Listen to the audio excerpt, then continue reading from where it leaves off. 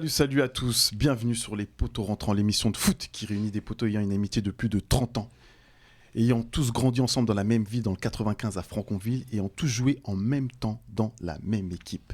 Et à l'heure actuelle, on joue encore tous en même temps dans la même équipe.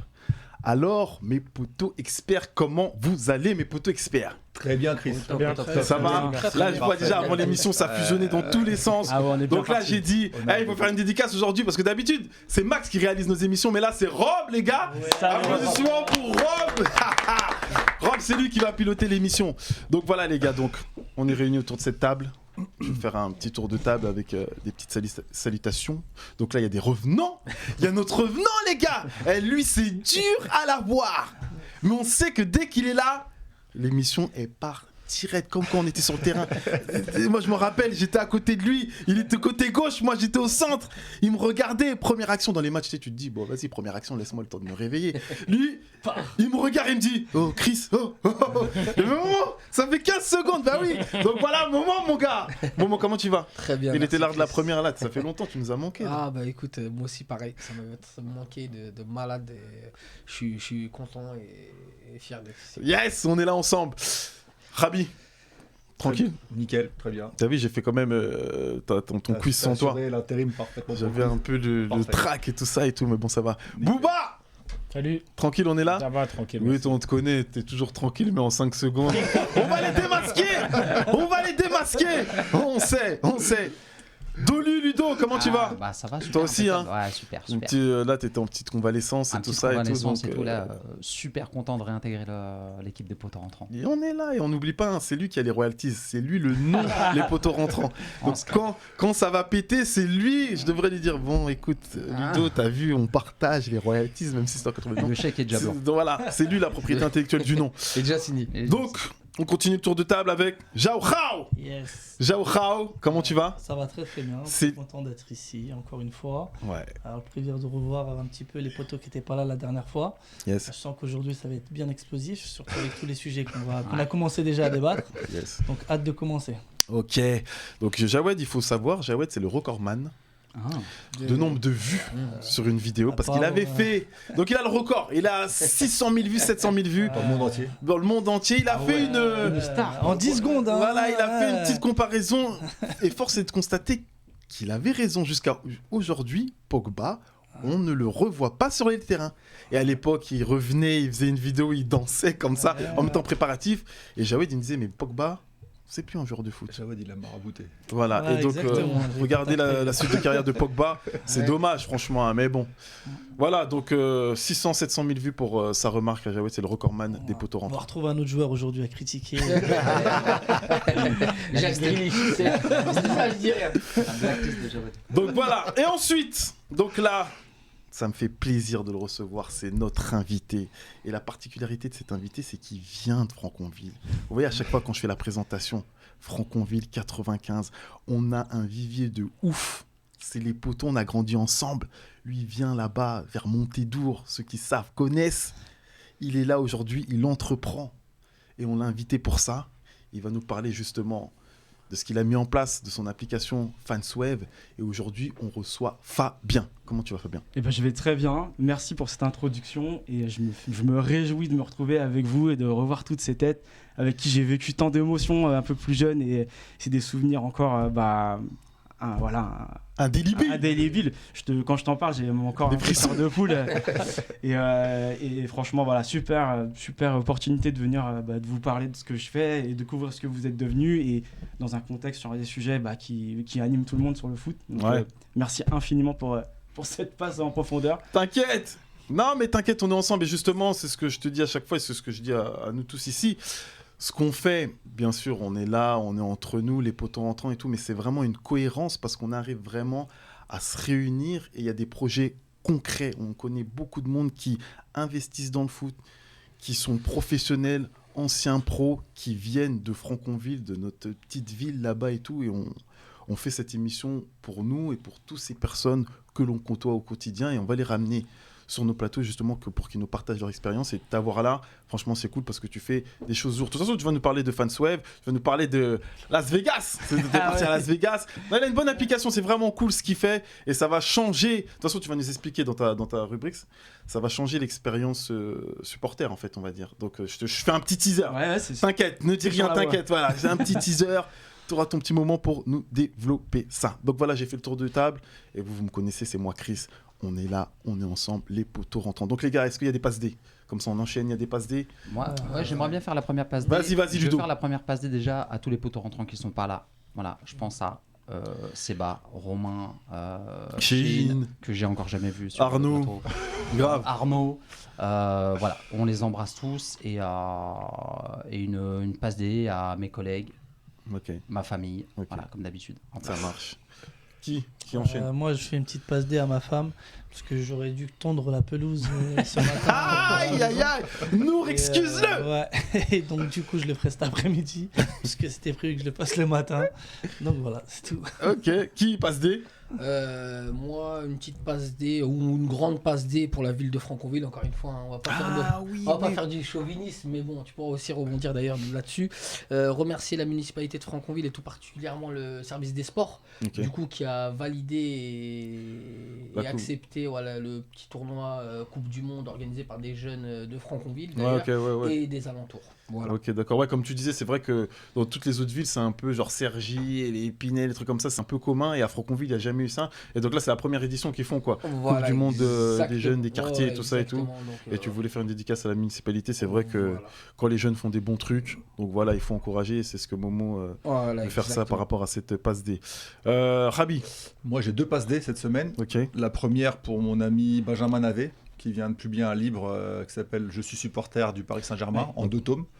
Donc c'est. On t'attend ici, Benjamin. On t'attend. pour une prochaine émission. Je pense qu'il a plein de choses à dire. Plein de choses à dire. Donc il a sorti 2 tomes et donc c'est une immersion dans le monde des Ouais. supporters. Et même si on n'est pas supporter du PSG, moi personnellement je suis supporter de Marseille et j'ai l'intention de le lire parce que je sais qu'il a plein de choses intéressantes à raconter. Donc ça c'est ma première passe D. Ma deuxième pour Dimitri Gianvillé, réalisateur de talent qui nous suit. Ok. Qui fait Tu veux dire Dimitri d'Envidé? D'Envidé, pardon. Ah, Dimitri. Dimitri! Yes. Réalisateur de talent qui nous suit régulièrement. Donc voilà. Ouais, Dimitri, ouais. Et grand créateur de réalisateur. blagues à l'infini. Aussi. Non, dans le vide, ouais, voilà. Et Dimitri, ta dédicace, elle est là. Ouais.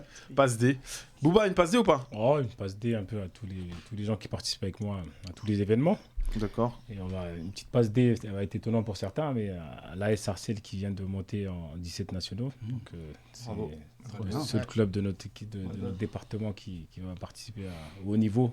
Donc, ce que tu dis, c'est le seul club du 95 qui est en nationaux là? Exactement. Ok, d'accord. En 17 nationaux chez les garçons. Donc, c'est quand même un gros boulot qui a été fait par Koulibaly et son.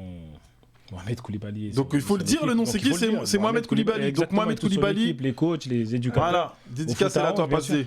Donc voilà, ça mérite quand même une passe D. Donc, ok, parfait. Parfait, on a fait le tour. Ah non, moi j'ai pas fait ma passe D. Mais dis-nous, vas-y, rajoute, vas-y. Moi, je vais avoir 3 passes D, mais très rapide. Dans un premier temps, la famille, Ok. à qui je vole beaucoup de temps pour ce projet-là, et forcément, il faut vraiment le souligner que voilà, sans eux, on fait rien. On est dans un sport d'équipe, même quand on monte des projets ou même quand on est en famille, et c'est super important vraiment de le souligner. Tous ceux du coup qui croient en nous, qui nous ont propulsés, comme tu l'as dit tout à l'heure à Las Vegas, mais sur d'autres opportunités. Alors, je veux pas faire jaloux, je vais citer la région des Hauts-de-France, la French Tech, Business France et la métropole lilloise, la MEL. Et enfin, un dernier point, la Global Football Alliance et Bernard Cayazo en particulier, puisque nous sommes membres du board de cette organisation de football international et qui nous tire vers le haut pour plein de raisons qu'on évoquera peut-être un peu plus tard. D'accord, ok, donc passe D. Très belle passe D, les gars, t'as vu? Je me suis senti dans une autre émission d'un coup. Ouais, il m'a fait voyager. Ah ouais, c'est vrai, c'est nous. Franchement, elle était. Surtout quand j'entends le nom de Cayazo, ça me fait voyager dans le forest.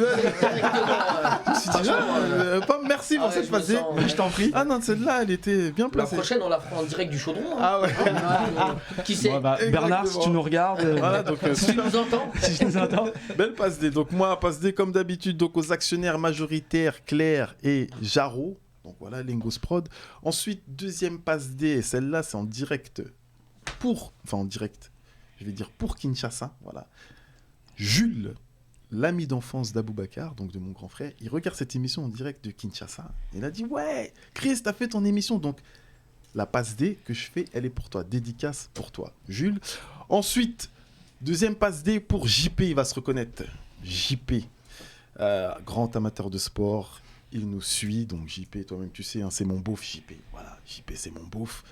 Ta dédicace, elle est pour toi parce que je sais que tu kiffes ce qu'on fait et que tu nous regardes et tu nous soutiens. Donc, dédicace à toi. Et ensuite, dernière dédicace, vous pouvez voir là, je suis frais, les gars. Vous voyez les contours, tu vois, j'ai fait juste un petit ajustement.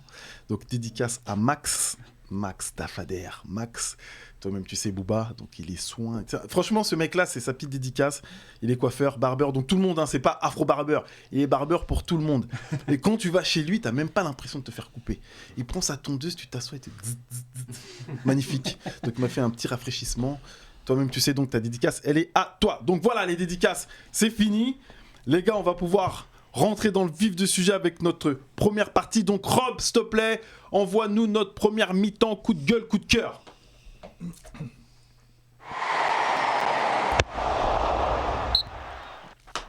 Donc voilà les gars, bon alors, on y va. Donc j'ai bien réparti les choses parce que je sais, il y a des sujets là qui sont brûlants un peu.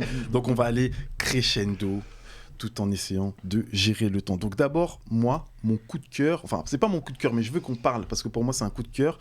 Et je l'ai imposé de toute façon en off, j'ai dit, donc Booba, je veux que tu nous expliques par rapport à ton académie, c'est quoi les partenariats que tu fais, parce que pour moi c'est un coup de cœur et même je pense pour tout le monde parce que tu fais des choses extraordinaires avec tes jeunes. On a vu les vidéos, il fait un truc d'éducation magnifique, il a une académie, donc c'est... Un centre de perfectionnement. Voilà, centre de perfectionnement. Donc c'est quoi encore le nom ? BNJ Foot Evolution. Voilà, il fait quelque chose d'extraordinaire. Maintenant, moi, je veux que tu nous mettes le point, que tu nous expliques. C'est quoi les partenariats que tu passes avec... Là, j'ai vu, tu as fait Beauchamp. Ouais, Beauchamp, voilà. Hermand, et après, Ormand.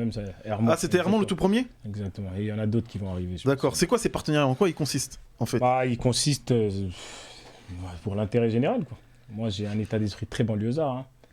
Donc, je pense que le jour qu'on va commencer à s'unir et à penser à l'intérêt général que les intérêts individuels déjà, on va pouvoir faire avancer la société. Parce que je pense qu'il faut traiter à la souche. Donc c'est extraordinaire ce que fait le président d'Hermont. C'est-à-dire qu'il va nous solliciter dans la semaine à 2, 3, 4 reprises. C'est qui le président d'Hermont ? Samy René. Ok, d'accord. Donc il faudra un grand big up à lui parce que ce qu'il fait c'est incroyable. Donc et finalement ça va mettre d'autres gens en difficulté, je pense. Mais c'est quoi le principe ? Moi, ce que je veux comprendre, ça veut dire Hermont, ils ont leur club. Ouais. Toi, t'es une académie. Donc, un centre de perfectionnement. Excuse-moi, centre de perfectionnement. Donc, en fait, ce que j'essaie de comprendre, c'est quoi ? Ça veut dire les petits, ils vont au foot à Hermont. Et après, à quel moment ils vont chez toi, en fait, dans l'académie ? Dans une société de masse. Je vais vous prendre un exemple tout simple. À l'école, quand tu es à 30 et que tu es en difficulté, et que tu vas faire des cours particuliers, qu'est-ce que te dit la prof ? Et quand tu reviens après l'été, bravo, tu as fait des efforts, tu as fait... T'as évolué. C'est un bon exemple. Bien joué. Je comprends. Tout le temps, je me disais...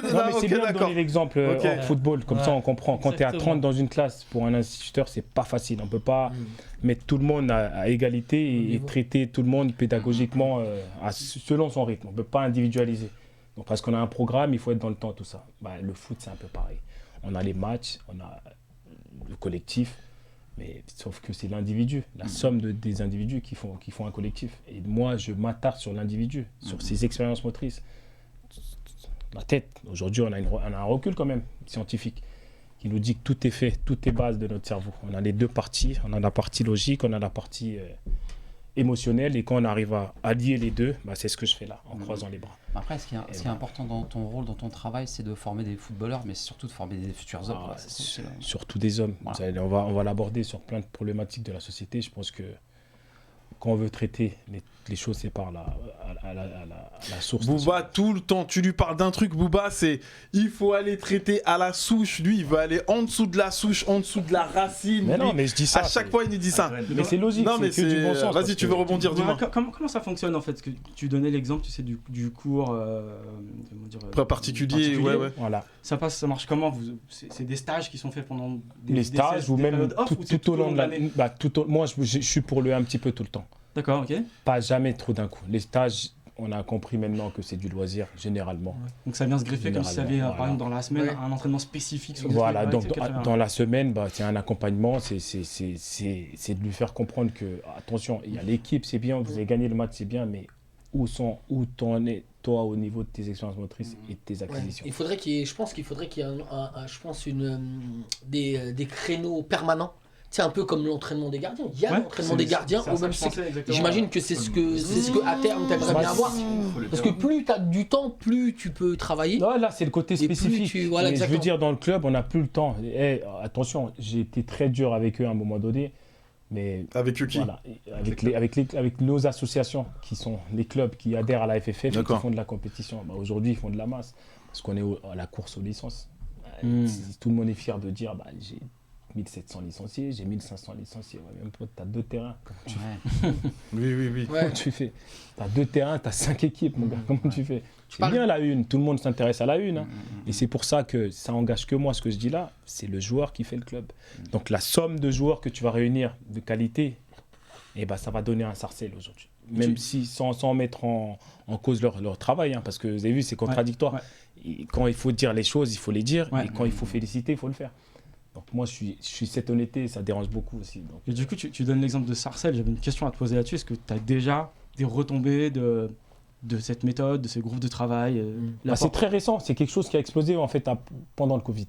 Pendant le Covid, on se rend compte que les enfants qui ont continué à pratiquer, ils ont pris ou ils ont rattrapé un retard. Parce qu'ils étaient enfermés. Oui, parce que d'accord. Donc les quartiers populaires, les trucs, ils sont sortis. Ils étaient un peu moins... Je ne sais pas si je peux dire indisciplinés, mais ils étaient à l'extérieur, selon les problématiques aussi, parce qu'il faut le comprendre. Et on se rend compte que c'est des conneries, de toute façon. Ça, je le dis haut et fort. Attention ton micro, attention. Est-ce que Sarcelles, ils ne font pas un travail comme ça depuis déjà quelques temps? Parce que je sais qu'ils avaient des jeunes en 14, je ne sais plus quelle division, ils étaient en fédéraux déjà. Donc, ils sont au top dans toutes les divisions. Parce qu'il y a un vivier naturel. Je sais que ça fait déjà pas mal de temps que. Il y a un état d'esprit, il y a quelque chose de spécial dans ce club. Donc c'est le fruit de.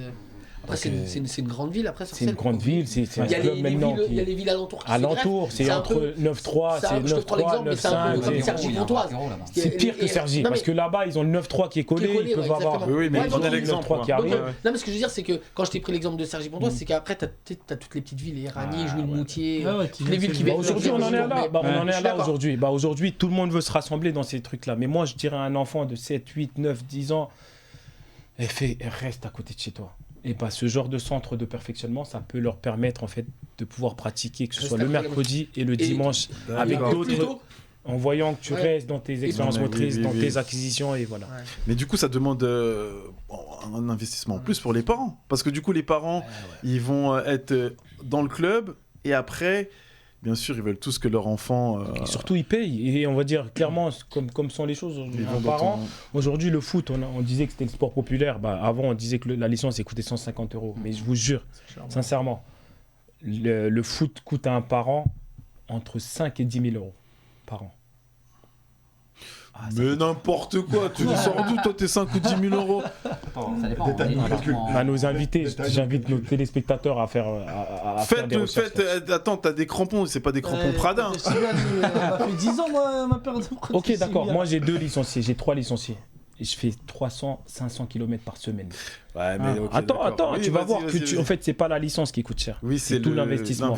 Et quand je vais accompagner mes enfants, parce que moi, mon rêve, c'était d'accompagner mes enfants dans une passion qui est la mienne, je laisse du travail à côté. Oui. D'accord. Donc tous les déplacements qui sont faits, c'est pas le club qui le prend en charge. C'est les parents qui payent l'essence, c'est les frais kilométriques. Ma voiture, je suis passé de 30 à 100 000 km. C'est les frais cachés un peu.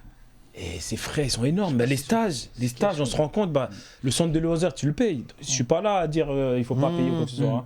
Le centre de loisirs, tu le payes quoi qu'il arrive. 100, 250, peu importe. Ça va dépendre de ton imposition et tout ça. Cumulé, effectivement. Moi, je me rends compte que mes enfants, mon plus grand, quand il était en U7, U8, U9, U10, il faisait des stages avec le club qui était loisirs. Ils allaient à gauche, à droite. Aujourd'hui, le centre de perfectionnement, il y a une autre demande. C'est pour ça que je dis qu'il faut se mettre à jour en fait avec les demandes. Donc moi, il y a une demande qui est là. Comme je disais, pour revenir à comment ça s'est construit en fait, pendant la période du Covid, ceux qui étaient un peu moins disciplinés entre guillemets, parce que à tort ou à raison, ils habitaient dans des tours, dans des trucs, Et ils pratiquaient. Et finalement, il y a cette norme de pratique qui est arrivée, qui existait bien à l'étranger, hein, qui existe et qui est très, très ancrée à l'étranger. D'accord. C'est l'individualisation ou c'est le travail de perfectionnement. Se perfectionner. Répéter un geste permet à ton cerveau de l'ancrer et de le répéter plus facilement. La répétition fixe la notion. Exactement. Première émission, t'avais dit ça. Ouais, voilà. Après, Method Cover, ils arrivent avec un business. C'est ce qu'il doit faire au bas, même dans son académie. Déjà, c'est en répétant que. Dans tous les sens du terme, quand je le répète, les déchets, quand je le répète. Les champions. Ta vie, tu l'as réussi grâce à ta discipline. Exactement. Pas seulement ta motivation. Il faut être motivé intrinsèquement, pas papa et maman qui t'amènent. Mais il faut être motivé intrinsèquement. Mais attention, il ne suffit pas la motivation. Parce qu'aujourd'hui, quand on va à la salle ou quoi que ce soit, on n'est pas motivé. Oui, c'est la rigueur. C'est vraiment, c'est la discipline. La discipline. Ouais, c'est ça qui est... Inculquer cette discipline. Et c'est pour ça que j'ai plaisir et j'ai cette passion de faire ça chez les enfants aujourd'hui. Voilà, je veux rien faire d'autre et pourtant je dois être en performance aujourd'hui. Aujourd'hui, je le dis haut et fort, c'est pas prétentieux. Moi, j'ai un mindset terrible. Attention, je suis le meilleur dans ce que je fais. Aïe, vous avez entendu? Non, mais je te dis que je supporte. On est là entre nous, il n'y a pas de problème.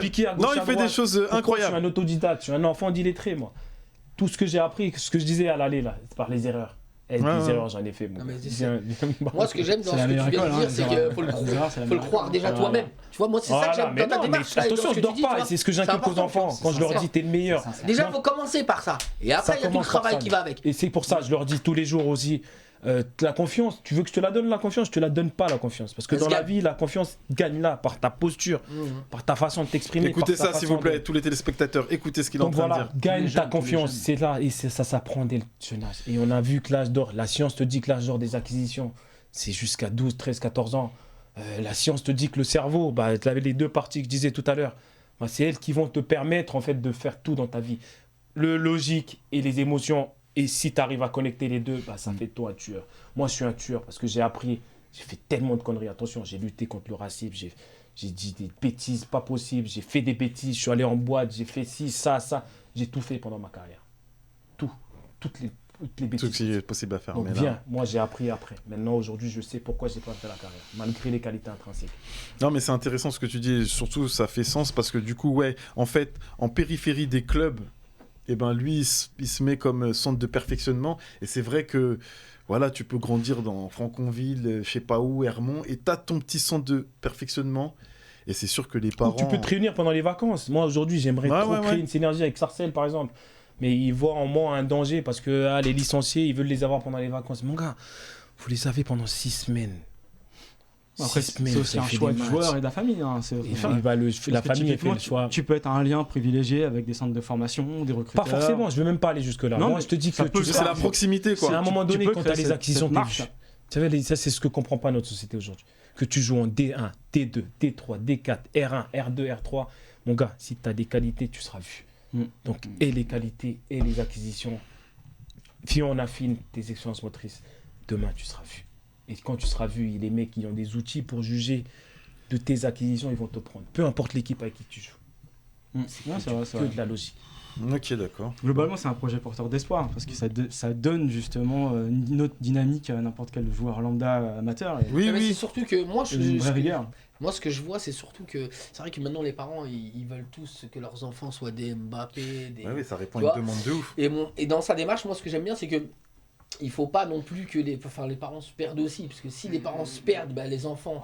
Moi, le retour que j'ai, c'est magnifique ce que tu dis là, parce que moi j'aime que les parents, justement, ils sont aiguillés vers leurs enfants. Pendant la lecture de la charte, moi je dis aux enfants, on va rééduquer nos parents. Et quand je fais de la nutrition pendant les stages, là on parle de gamins de 8, 9, 10, 11 ans, quand je fais le mindset, quand je fais la motivation, quand je fais la discipline, parce que j'aborde ces choses. Non, franchement, je vais te paraphraser. Il fait de l'éducation. Ça veut dire aller voir sur les réseaux. Ça veut dire les petits, il les a. Il leur inculque le fait des principes écologiques, aller ramasser les déchets, mindset, t'en parlais. Vas-y, je te laisse finir. Ouais, voilà, que ce soit l'état d'esprit. Voilà, c'est quand même celle qui va. Il fait des choses incroyables. C'est une action de tous les jours. Donc voilà, tous ces ateliers-là, ils font des retours avec les parents. D'accord, il est capable de lui dire il faut manger ça, il faut s'hydrater de cette façon. Notre corps, il est constitué de temps. Tu les éduques aussi sur le plan nutritionnel. Mais c'est important. C'est très complexe. Moi, je pars du principe. C'est là où, moi, je suis très banlieusard dans l'esprit. Attention, je suis arrivé en France à 9 ans, je le répète encore, 8-9 ans. J'ai atterri au quartier, moi. Donc, l'accent banlieusard, vous le ressentez. Hein. Je dis pas l'accent blézard, mais si, c'est le banlieusard, l'accent. On le ressent. C'était où le blédard ou le banlieusard. Donc voilà, j'ai un peu un mix des deux. Donc quand tu atterris là, à ce moment-là, il faut pas, quand tu sors de là, il ne faut pas qu'ils reviennent, les petits. Et aujourd'hui, on ne prend pas le temps avec les enfants. Et c'est ce qui me dérange. Je ne vous en veux pas, les mecs. Je vous en veux pas. Mais quand tu dis vous en veux pas, moi je t'ai fait quoi, moi? Non, mais tu veux dire les clubs? Exactement, certains clubs ou les clubs et j'en veux aussi, et peut-être un peu aux instances. Voilà. Parce que dans ce domaine des enfants, moi j'ai été dénoncé parce que j'organisais en fait en internat. Je ne le savais pas, encore une fois, le Boubacar. C'est incroyable ça. Dans les parents sont illettrés. J'apprends des choses même aujourd'hui à 36, 37 ans. J'apprends encore. Donc j'ai appris qu'il fallait être labellisé, ça veut dire moi j'ai tout mon staff là, il fallait avoir le contrôle de leur identité, de leur casier judiciaire pour mettre des enfants, un jeune public en internat ou quoi que ce soit, ou même les avoir. Mais pourquoi c'est pas la même chose chez nos enfants en foot animation? Pourquoi on ne sait pas qui entraîne nos enfants? Des fois il y a des grands psychopathes, des fois il y a des grands pédophiles qui sont là, qui encadrent les enfants. Mais le foot, c'est pour ça que je dis des fois la psychiatrie, c'est le seul domaine où tu arrives, les enfants ils sont laissés... Tu as un petit défraiement, allez tiens vas-y, je te donne ces 100 €, 150 €, allez fais les matchs, vas-y, ils ne prennent pas la tête. Nous, le but c'est d'avoir 1500 licenciés, nous le but c'est d'avoir 3 millions de licenciés, comme va te dire la FFF. Bien devant le micro parce que comme va te dire la FFF ou le district. Et j'ai pas honte de le dire parce que j'ai pas d'ambition personnelle, attention. J'ai peut-être pas d'ambition, j'ai pas les bons mots aussi des fois, attention. C'est peut-être c'est pas, je te jure, j'ai pas de, je sais pas comment utiliser le mot. Dans 10 ans. Mais je le fais pas pour ça. Tu vas être là. Je le fais pas pour ça. Réponds à mon texto. Il le fait pas pour le faire. Non mais je taquine. Non je le fais pas pour aller entraîner. On va dire que t'as pas d'ambition personnelle, justement, t'es fou. C'est ça l'ambition. Mais pas d'ambition. Mais je veux pas entraîner moi au PSG mon gars. Oui, toi tu restes dans ton truc. Pas d'ambition personnelle. Moi j'aimerais bien entendre que t'es une ambition pour la société en fait. Une ambition pour la société. Et peut-être l'ambition c'était pas le bon mot. Quand je dis ambition, c'est que j'ai pas de. J'arrive pas à trouver le mot. Oui, mais il n'y a pas d'intérêt, on va dire, personnel peut-être. Distinction que des fois ils pensent que d'avoir de l'ambition, en plus en France, je suis pas carriériste. Oui, voilà. Voilà, je me suis trompé peut-être. Voilà, il est pas carriériste. J'ai vu, je devais en fait, à la base, ce projet-là, je l'ai préparé pour un club professionnel. Mais ça a commencé, ce qui est beau, c'est que ça a commencé pour tes enfants. Non, mais même après le projet-là, post-formation, on devait récupérer en fait des gamins de 17 à 21 ans qui ont loupé cette partie de leur formation. Parce que la formation, c'est quoi la formation d'un joueur, les gars? C'est pour ça qu'il faut redéfinir. Mais on va redéfinir, de toute façon, on va mettre... Mais moi, le truc qui était important, donc je te coupe, désolé, mais le truc qui était important, c'était vraiment... Pour moi, c'était un coup de cœur et aller tous voir ce qu'il fait. Où ça t'as un site Non, oui. Les réseaux sociaux. Les réseaux sociaux. Tu vas voir, vas-y, répète le nom. BJ Foot Evolution. C'est incroyable ce qu'il fait. C'est incroyable. C'est incroyable. Même il sensibilise au handisport et tout ça. Ça m'a tué, moi. Mais ça, pareil, c'est Nabil. C'est vraiment celui qui a fait promouvoir le foot handicap en France. On en a profité pour sensibiliser les petits. Ils étaient tous devant. Sensibiliser sur l'harcèlement. C'est sur ça, vous allez voir. Ouais, de toute façon, on va reparler sur les discriminations. On arrive. C'est intéressant quand même. Ouais, non, c'est vraiment bien. Donc alors, allez voir sa page. Ok, coup de gueule, coup de cœur, je veux dire. Donc de toute façon, moi, ce qui m'intéressait, c'était vraiment ça. Donc coup de cœur, très important. Bouba, ce qu'il fait avec les jeunes, c'est magnifique. Ensuite, Fabien, on passe à toi.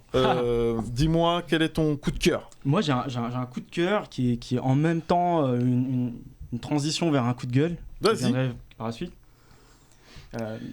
En tant que fan de foot, je connais bien l'univers du foot global, la plupart des clubs, comme tous ici autour de cette table. Et il y a un club en particulier sur lequel j'ai fait un focus dernièrement, aussi parce qu'ils font partie de la Global Football Alliance, que j'ai cité en préambule. C'est l'AZ Alkmaar. Vous avez déjà entendu parler de ce club, dans la banlieue d'Amsterdam. Et je pense que vous avez entendu ce qu'ils ont fait en Youth League là, cette année. Ouais. Bon, juste pour refaire une petite genèse de ce qu'ils ont fait, ils ont gagné la Ligue des Champions des jeunes, la Youth League. Sur leur chemin, ils ont quand même étrillé le Barça 4 ou 5-0, le Real Madrid pareil, le Sporting. Enfin, en gros, ils ont explosé tout le monde et ils ont battu à Duke Split en finale 5-0 ou 5-1, je crois. C'est quand même remarquable. Ouais. Quelque part, la Youth League, quand tu regardes les clubs prestigieux qui participent, c'est l'avenir du football qui défile devant tes yeux. Bien sûr. Donc tu penses des jeunes qui auraient peut-être pu passer à travers des organismes comme le tien. Au final, quand je regardais la finale, le stade était vide. Donc je suis très enthousiaste à l'idée de me dire que je peux vivre en fait, si vous voulez, ce succès à travers la Global Football Alliance, mais au final, il y a rien qui est fait pour que ces jeunes soient mis en avant. On sait même pas sur quelle chaîne ça passe. Donc ça, déjà, je trouve que c'est scandaleux parce que on sait pas. Limite, si tu tombes pas dessus sur une brève, tu dis mais ils jouent ces mecs-là. Puis après, quand tu regardes même les résumés, tu dis il y a quand même un sacré level en vrai. Et c'est dommage. Je trouve que c'est du gâchis de pas pouvoir montrer ça aux jeunes, justement. Et en plus pour les clubs qui n'aient pas ce manque à gagner à exploiter, parce qu'au final les mecs ils jouaient les matchs mais ils jouaient pas sur le terrain de la FPTT, hein. Ouais, ils jouent dans des vrais stades de club pro. La finale c'est joué dans le stade de Genève. Il y avait un cop de chaque côté et peut-être 25 000 places vides, tu vois. C'est ridicule je trouve pour un événement aussi important. Mais donc ça tu vois, en fait c'est simple, en fait c'est pas assez marketing. Ouais, complètement. Et tant que c'est pas assez marketing, t'auras pas cette visibilité-là, t'auras pas de stade. C'est la société et les élites qui font ça, parce que moi je trouve que c'est assez dommage, parce que c'est vrai que c'est les futurs. Ils vont ça se trouve il y a des petites pépites qui ont été remarquées par certains recruteurs et qui vont finir dans les clubs, mais on les aura pas connus avant. Et ils sont dans les clubs. Et pourtant il y a plein de choses. Ils sont dans les clubs, mais ils sont dans les catégories du dessous, t'es d'accord avec moi? Mais c'est en vrai aussi, on vit dans une société en vrai où on veut tout de suite et maintenant et regarder tout de suite ce qui se passe. C'est ce qu'on nous instruit, c'est ce qu'on nous Et c'est ça, moi je trouve que c'est le paradoxe, parce que tu vois, typiquement ces mecs-là qui ont des jeunes buteurs qui ont éclaboussé la compétition, c'est typiquement les mêmes gars qui vont animer le mercato cet été. Non mais c'est ça. C'est ça, c'est déjà l'avenir quoi. Et donc toi tu dénonces quoi en fait? Ce manque, en fait on a l'avenir sous nos yeux. Mais on n'appuie pas dessus. Et c'est ça, exactement. Est-ce que le calendrier le permet aussi? Parce que vous avez vu à l'heure où ils mettent les matchs, les jours où ils mettent les matchs. C'est comme il y a eu débat pour les féminines. Bah oui, c'est l'exemple du PSG. C'est pas une manière aussi de protéger aussi ces jeunes gens-là. Je sais pas, parce que les clubs ont aussi un intérêt à valoriser leurs actifs. Ces jeunes-là, c'est leurs actifs, c'est ça qui va les faire. Après, est-ce que ça ne dévalorise pas le fait qu'ils soient entre jeunes? Parce que pour moi, le foot, il commence quand tu commences à pratiquer avec des adultes. Tu soulèves un point super important que je découvre aussi à travers la JFR. Je suis un peu redondant, mais je découvre plein de choses. J'apprends beaucoup de choses. Tu vois, typiquement en Espagne, ils diffusent à la télé des tournois de U12. Culturellement, tu vois ce que je veux dire? Culturellement, tu me parles de je vais regarder des enfants. Rien à faire. Sérieux? Ça commence à venir un petit peu. Et c'est médiatisé, c'est relayé par des grandes chaînes, etc. Là, tu prends As ou Marca, t'as les résumés, les U12, ils ont battu un tel. Donc si tu fais ce parallèle-là, ton propos, je comprends. On a un vrai manque de culture foot dans ce pays au final. Et qui est de plus en plus incroyable. On s'attarde pas sur la matière, sur la base. J'avais dit la souche, lui, sur la souche, je te dis c'est la souche. Donc du coup, t'as pas besoin. Là où je voudrais aussi dire un truc qui a un peu aussi le même sens, c'est quand tu vois par exemple aussi, c'est pour ça que des fois on est peut-être pas en retard, mais des fois il y a les cultures, les trucs, elles s'entremêlent. Tu vois les Qataris qui ont récupéré le PSG, attention ton micro. Et tu vois les Qataris qui ont récupéré le PSG, tu vois que leurs pépites, des fois ils les ont laissés partir et ils les ont rachetés. Est-ce que c'est les Qataris ça? Non mais je dis pas ça, mais parce que c'est eux qui ont racheté le PSG, c'est pour ça que je parle d'eux. Voilà. Ouais. Mais c'est vrai que la France. Mais il y a eu des Italiens, il y a eu des Espagnols, attention, c'était les Qataris à la direction. Nasser, il est pas tout le temps là, il est jamais là. Mais c'est ce que je veux dire. Au bureau. J'en viens, tu m'as compris. C'est les Européens qui sont au bureau, mon gars. C'est le melting pot qui se passe, donc voilà, on sait qu'en France, il y a pas mal de mélanges. Mais c'est ça le truc, c'est que tu as vu le paradoxe, il est là aussi. Ils ont laissé partir des pépites qui sont prêts à racheter chez je sais pas combien. Ils les ont lâchés pour 4 millions d'euros et il les rachète. Tu sais quoi, je vais te dire. Il les rachète 25. Tu sais quoi, je vais te dire. Tu sais que ça aurait été une pépite, il aurait pas joué en Youth League là. Il serait en train de jouer en Ligue 1 comme ça. Donc vas-y pour revenir sur Fabien. Donc alors ton. Donc là, Z Alkmaar, donc c'était mon coup de cœur. Comme je te disais, c'était une introduction. Ouais, c'est ça, c'est une introduction toute trouvée. En faisant un petit rebond sur l'équipe senior qui était en demi-finale de l'Europa League Conférence, qui s'est terminée dans le scénario que tout le monde a vu, avec cette énorme bagarre. Et donc ça m'amène du coup à ce qui se passe dans les stades aujourd'hui. J'ai l'impression qu'en fait c'est la porte ouverte à tout et n'importe quoi. On a des affaires de racisme dans tous les pays, on a des affaires de comportement, de bagarre, de n'importe quoi. Et on signale, mais il se passe vraiment rien. Et au final, on finit par être tous un petit peu fatalistes, on dire bon, c'est toujours la même chose, il se passera rien et rien ne bougera jamais. Or, en fait, quand on regarde un petit peu ce qui se passe dans cet écosystème et comment les clubs travaillent, il y a des exemples qui sont concluants. Est-ce que vous avez déjà entendu parler de l'exemple du FC Bruges ? Non, tu vas nous dire. Le FC Bruges a mis en place un truc. Alors, déjà, c'était à la base contre les discriminations et orienté sur le racisme, mais après, tu peux le démultiplier à plein de phases. Dès que tu as un comportement déviant dans un stade, ou même Déjà à la base, dans la société, c'est pas normal, mais dans un stade, ça n'a pas lieu d'être et d'être mis en valeur. Ils ont emprunté un truc qui a fait les heures sombres, on va dire, de la seconde guerre, des deux grandes guerres, c'est-à-dire la délation. Ok. J'aime pas le mot, mais j'ai envie de dire aux grands mots, les grands remèdes. Et pour ce genre de choses, moi, j'ai aucun scrupule à les balancer, quoi. Et typiquement, aujourd'hui, vous voyez que la LFP met en place un système je signale. Effectivement, alors il y a toute une démarche qui est mise en place. Mais le club de Bruges a fait un truc tout simple, c'est que sur chaque fauteuil du stade, ils ont mis des QR codes. Ah ouais. Et donc, c'est l'entourage qui, dès qu'il repère un mouvement déviant ou potentiellement une insulte raciste, un comportement qui n'a pas lieu d'être, scanne le truc, ça envoie justement une alerte. Sur le QR code du siège du mec qui a fait derrière toi, t'as fait un truc de ouf. Ouais, moi j'ai fait un truc de ouf. C'est envoyé directement. Oui, mais comment tu viens faire mon QR code? Il est où? Tu scannes derrière ton siège avec ton téléphone. Ah oui, donc moi je suis là et le QR code il est derrière mon siège. C'est compliqué les noms, tout ça. C'est peut-être même au moins l'identifier dans la zone. Exactement. Parce que sinon ça rentre dans une autre complication. Et là, je trouve qu'il y a quelque chose d'assez intéressant. Ils ont clairement clarifié la situation dans leur stade. Pourquoi ça c'est pas mis en avant? Pourquoi c'est pas démultiplié, voire brainstormé, adapté? Parce que c'est le crime qui paye, c'est pas. Mais bien sûr, il laisse faire. On n'en sait rien. Il faut couper ça avec des caméras derrière, une fois qu'on sait où. Bah oui, c'est un QR code. Après, la caméra pointe.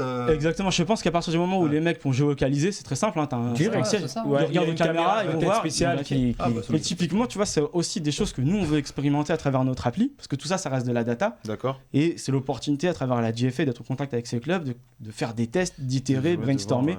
Parce que vous imaginez bien que chaque club a ses propres problématiques, a ses propres dimensions culturelles à prendre en compte. Donc c'est un vrai taf, on est très très enthousiaste parce qu'on peut faire plein de tests, mais il y a un vrai sujet et c'est un peu notre démarche sociétale aussi, une des démarches sociétales qu'on veut entreprendre. Donc ça c'était coup de cœur, coup de gueule à travers ces exemples qui étaient intéressants. Et après j'ai un tout petit coup de gueule justement autour fond de tout ce qu'on vient de se dire à travers les jeunes, médiatisation.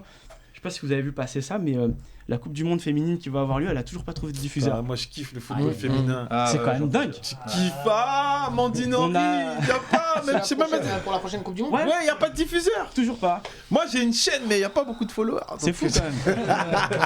Mais ouais, c'est non mais il y a mais après tu vois c'est les meufs pas de diffuseur. Ouais.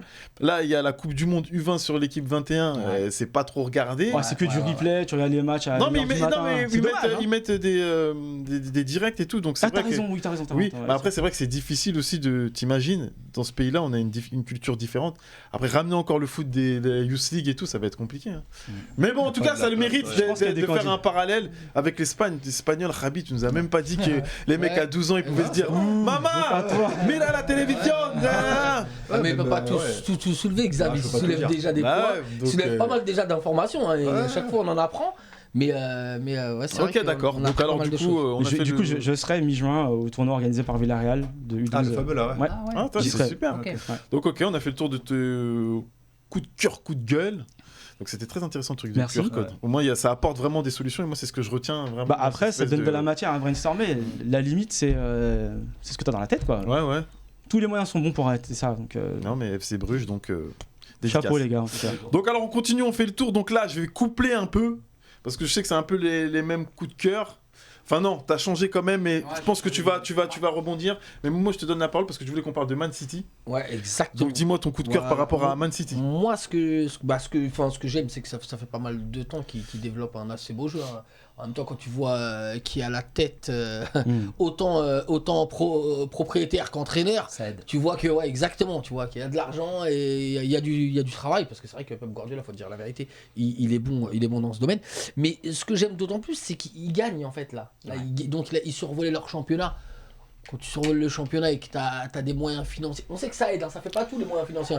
Quand tu regardes Lens en première ligue, mais quand tu regardes Lens, quand tu regardes le budget, par exemple cette saison, je t'extrapole, mais tu vois Lens le budget, tu vois Paris le budget, t'as vu, tu peux faire aussi des belles choses avec moins d'argent, donc ça fait pas tout, mais toi-même tu sais, Abou, ça aide. C'est donc voilà.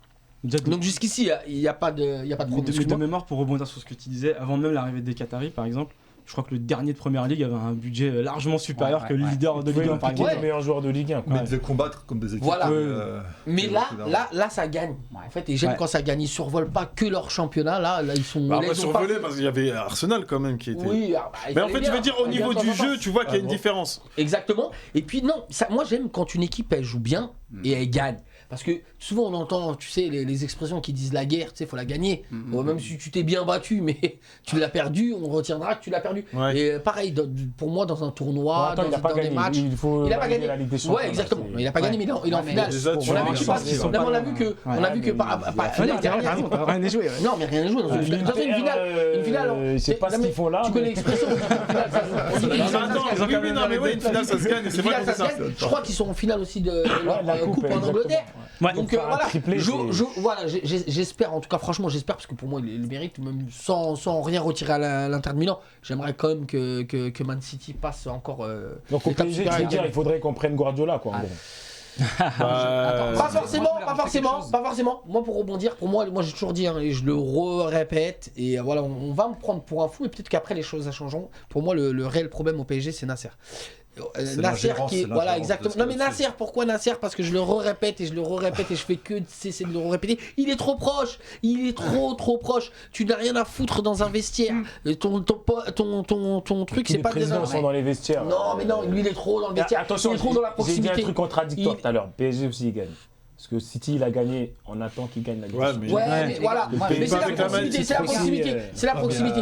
Franchement, c'est facile pour Paris. Donc attends, vas-y, on écoute Mohamed, vas-y. Et voilà, dernière chose, parce que j'aime bien citer cette anecdote que je kiffe de fou. C'est, tu sais que, vous savez peut-être, ou vous l'avez entendu, quand le propriétaire de Chelsea, donc quand c'était Abramovich, il avait décidé, avec ses adjoints en tout cas, mais tout le monde était d'accord pour recruter Thomas Tuchel. Tu sais, vous savez qu'il avait, il l'avait vu, l'entraîneur donc qui lui appartenait parce qu'il c'est lui qui le paye. Il l'avait vu le jour de la remise du trophée de la Ligue des Champions. Donc c'est voilà. Tu vois tout le parallèle et tout le truc avec Paris, tu vois. Autant cette distance et pour l'autre côté la proximité. Mais alors moi je vais rajouter un truc et je suis d'accord avec Mohamed. Mais en fait ce qui est intéressant avec Manchester City, c'est que ça fait combien de temps qu'ils sont là-bas les propriétaires de Manchester City? Ça fait une quinzaine d'années. Et au début, ils se sont beaucoup trompés au début, ouais, ça. Ils se sont beaucoup trompés et ça empilait beaucoup les stars. On était beaucoup dans du marketing. Exactement. Ce qui est intéressant, c'est le virage qu'a pris Manchester City à l'arrivée de Guardiola, où on a privilégié non pas la qualité d'individus forts, mais un collectif cohérent. Ils avaient gagné aussi avant Guardiola. Mancini, il avait pris la. Ouais, ils avaient gagné la première ligue. Ils avaient gagné et ça commençait à tourner. C'est ça qui est intéressant avec le Manchester City, c'est ce tournant-là qui n'a pas pris le PSG. Qui n'a pas encore pris le PSG, on n'a pas encore pris conscience qu'il faut un collectif cohérent pour il y a un collectif cohérent même les gars au PSG. Combien Combien ils ont pris d'entraîneurs qui avaient déjà gagné des champions? On cherche et on tourne autour du pot. Moi je pense que au PSG tout est bien. Et il faut remettre chacun à sa place. Et laisser les gens travailler. Mais les gens, comme dirait Bouba, compétents. Non, mais du temps, ça fait combien de temps qu'ils sont propriétaires du PSG? Nasser, sa compétence, c'est de faire le choix d'un mec qui va justement gérer tout ça. Là, il a mis. Est-ce que tu penses que des fois, il a mis Leonardo, il a enlevé, il a remis Antero. Et il voulait qu'il fasse quoi en fait maintenant de plus? En vrai, pour abonder dans tout ce que vous dites, moi je pense que le problème, il est encore à un level au-dessus. C'est que. Est-ce que. Ouais, déjà. Mais surtout en partant justement de l'émir, est-ce que les Qataris sont venus pour faire du foot? Mais oui, mais voilà. Ils sont venus pour faire du business. La priorité, c'est pas de faire du football. Ils amènent des noms parce que sur le plan marketing, ça développe la marque PSG. Et je sais pas si vous vous souvenez, quand ils sont arrivés, ils avaient fait une déclaration très intéressante qui donnait du coup le ton de tout ce qu'on est en train de vivre jusqu'ici. C'est qu'ils prenaient Paris parce que c'est une ville qui est très médiatisée. Dans l'objectif d'en faire une marque comme celle de New York Yankees. Exactement. Non mais il n'y a pas de problème. Ça, il réussit, il est dans son objectif. Il n'y a pas de problème. C'est une réussite du coup. Non mais il n'y a pas de problème sur ce que tu dis. Mais moi où là je suis pas d'accord avec toi, c'est est-ce qu'on peut pas faire les deux? Parce qu'ils sont à la porte. Ils sont même arrivés en finale. La question c'est de se dire quelles sont leurs réelles priorités. La priorité. C'est ça, la priorité c'est de faire du business. Et je pense que maintenant avec tout ce qui se passe, ils ont compris que bon, fallait lever le pied sur le marketing. Mais surtout que la Coupe du Monde elle est passée parce que c'est un club d'État aussi. Donc du coup pour reprendre le propos de Mohamed, parce qu'en fait donc ton coup de cœur c'était par rapport au beau jeu de Guardiola et Man City, mais moi pour moi, et la victoire. La victoire, attends, il a pas gagné. Moi pour moi, est-ce qu'il y aura un prochain épisode? Moi pour moi, la finale de la Ligue des Champions. Attendez les gars, n'oublie pas une chose, Bouba. Et ça, tu le sais très bien. Moi pour moi, une finale, ça se gagne. De toute façon. Une finale, ça se joue pas, ça se gagne. Il n'a pas gagné, c'est ce que je te dis. Je suis d'accord. Moi les gars, on joue pour l'émission. Moi pour moi, Guardiola, il a toujours des équipes clés en main. Mais c'est la trajectoire. Donc je suis pas d'accord. Sinon on va partir loin. Mais c'était juste pour faire. Non mais t'inquiète. Non mais en tout cas le beau jeu, je le reconnais. Franchement, on peut ne pas aimer le comportement, peut-être des phrases sorties de leur contexte ou peut-être Didier. Non, moi je te parle dans le jeu. Mais on peut pas lui enlever. Moi je suis pas d'accord. Franchement, je suis pas d'accord. Pep Guardiola, on tire tout le temps à boulet rouge sur lui. Vas-y, on peut pas lui enlever quoi. Il y avait des choses, oui, pas de problème. Mais on peut pas. Un humain reste un humain. Il y a des choses qu'il fait bien, il y a des choses qu'il fait pas bien, il y a des choses qu'il fait moyen. Mais là, il a gagné. Mais non, mais est-ce qu'on peut lui retirer ça? Alors, moi je pose dans ces cas-là une question. Je vous pose la question. Vas-y. Vous le trouvez comment, Pep Guardiola? C'est un génie. C'est un meneur d'homme. Un vrai meneur d'homme. C'est un génie techniquement. Meneur d'homme, c'est Zizou, c'est Ancelotti. C'est pas un meneur d'homme, c'est un tacticien, le mec. C'est un tacticien. On le copie. Et il y en a plein qui disent que ouais.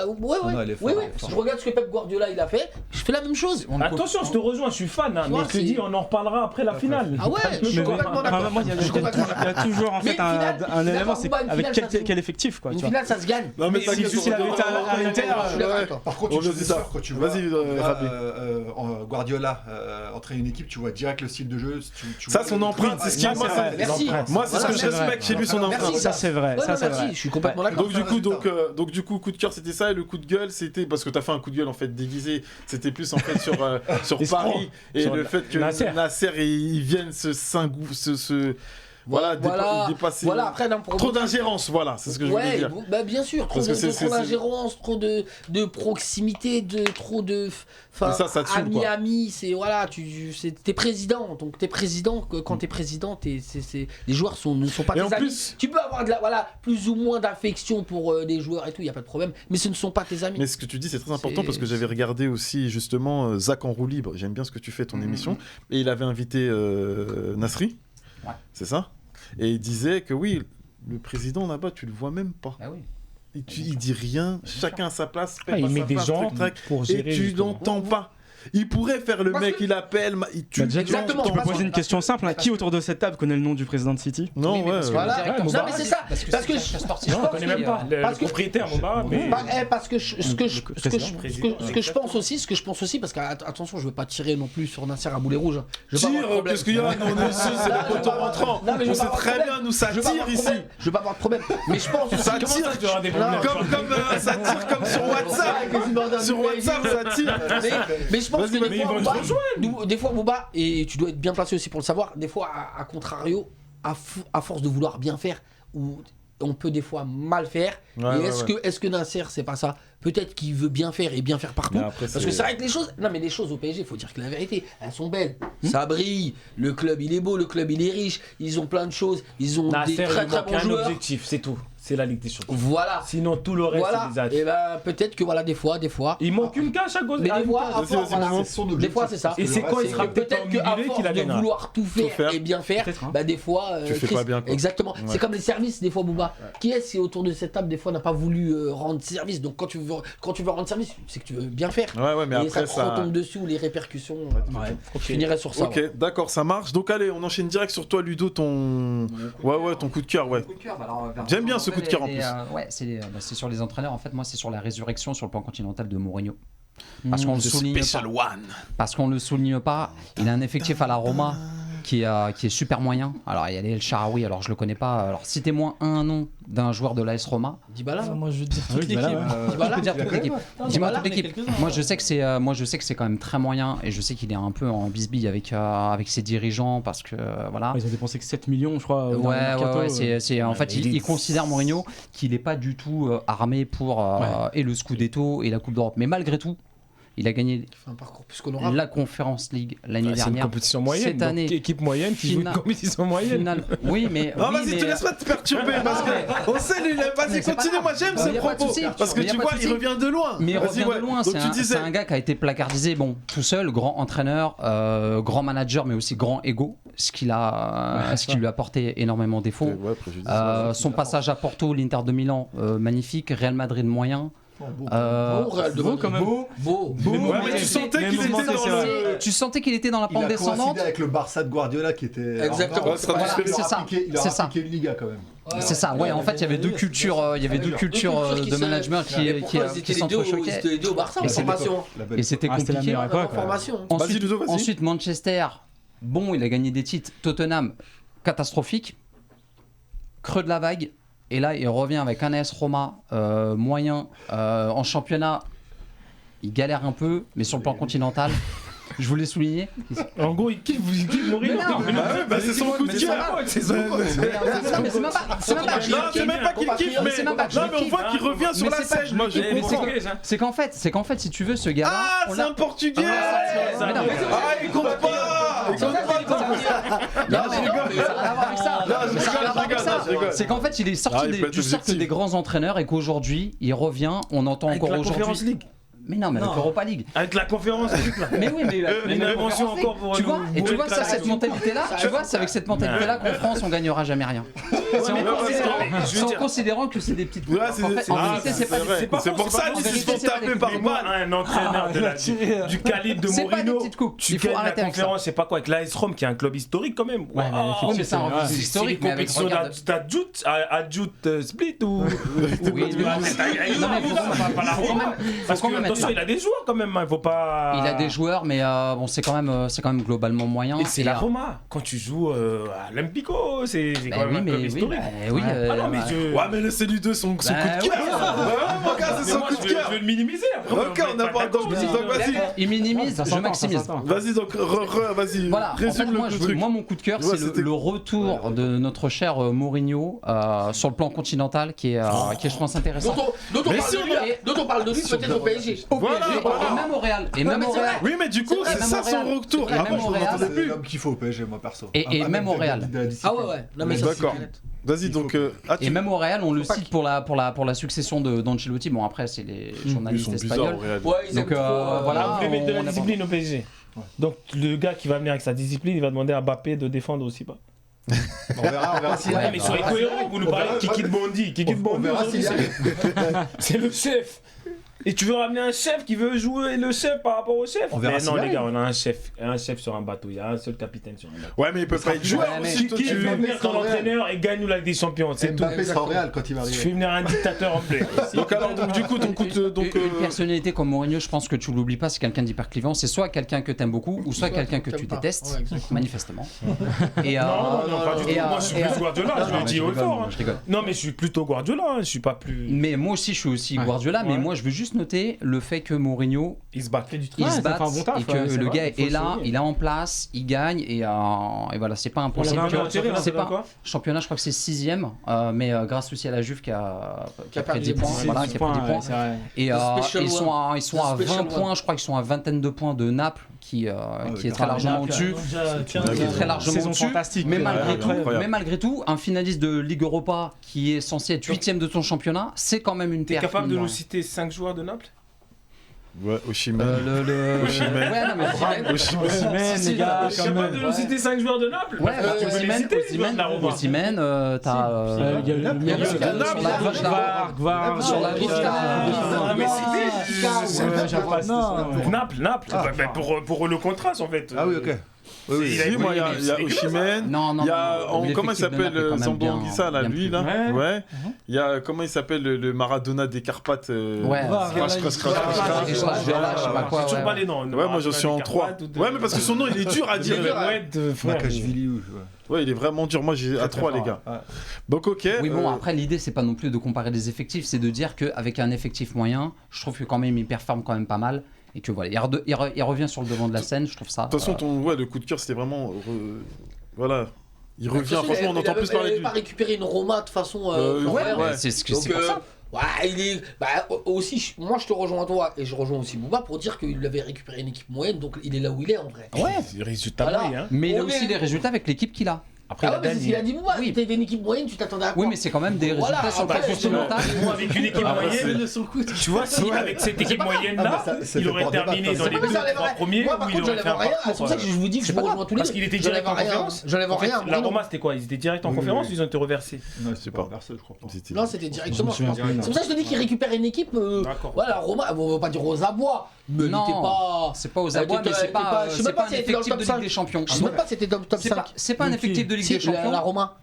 Quand il a récupéré, je crois pas que c'était une équipe. Ludo, je pense que le juge de paix, c'est s'il gagne la Ligue Europa. S'il la perd, là, ça va tourner au vinaigre. Peut-être aussi. Ça va peut-être tourner au vinaigre. Ok. Ouais, effectivement, s'il la gagne.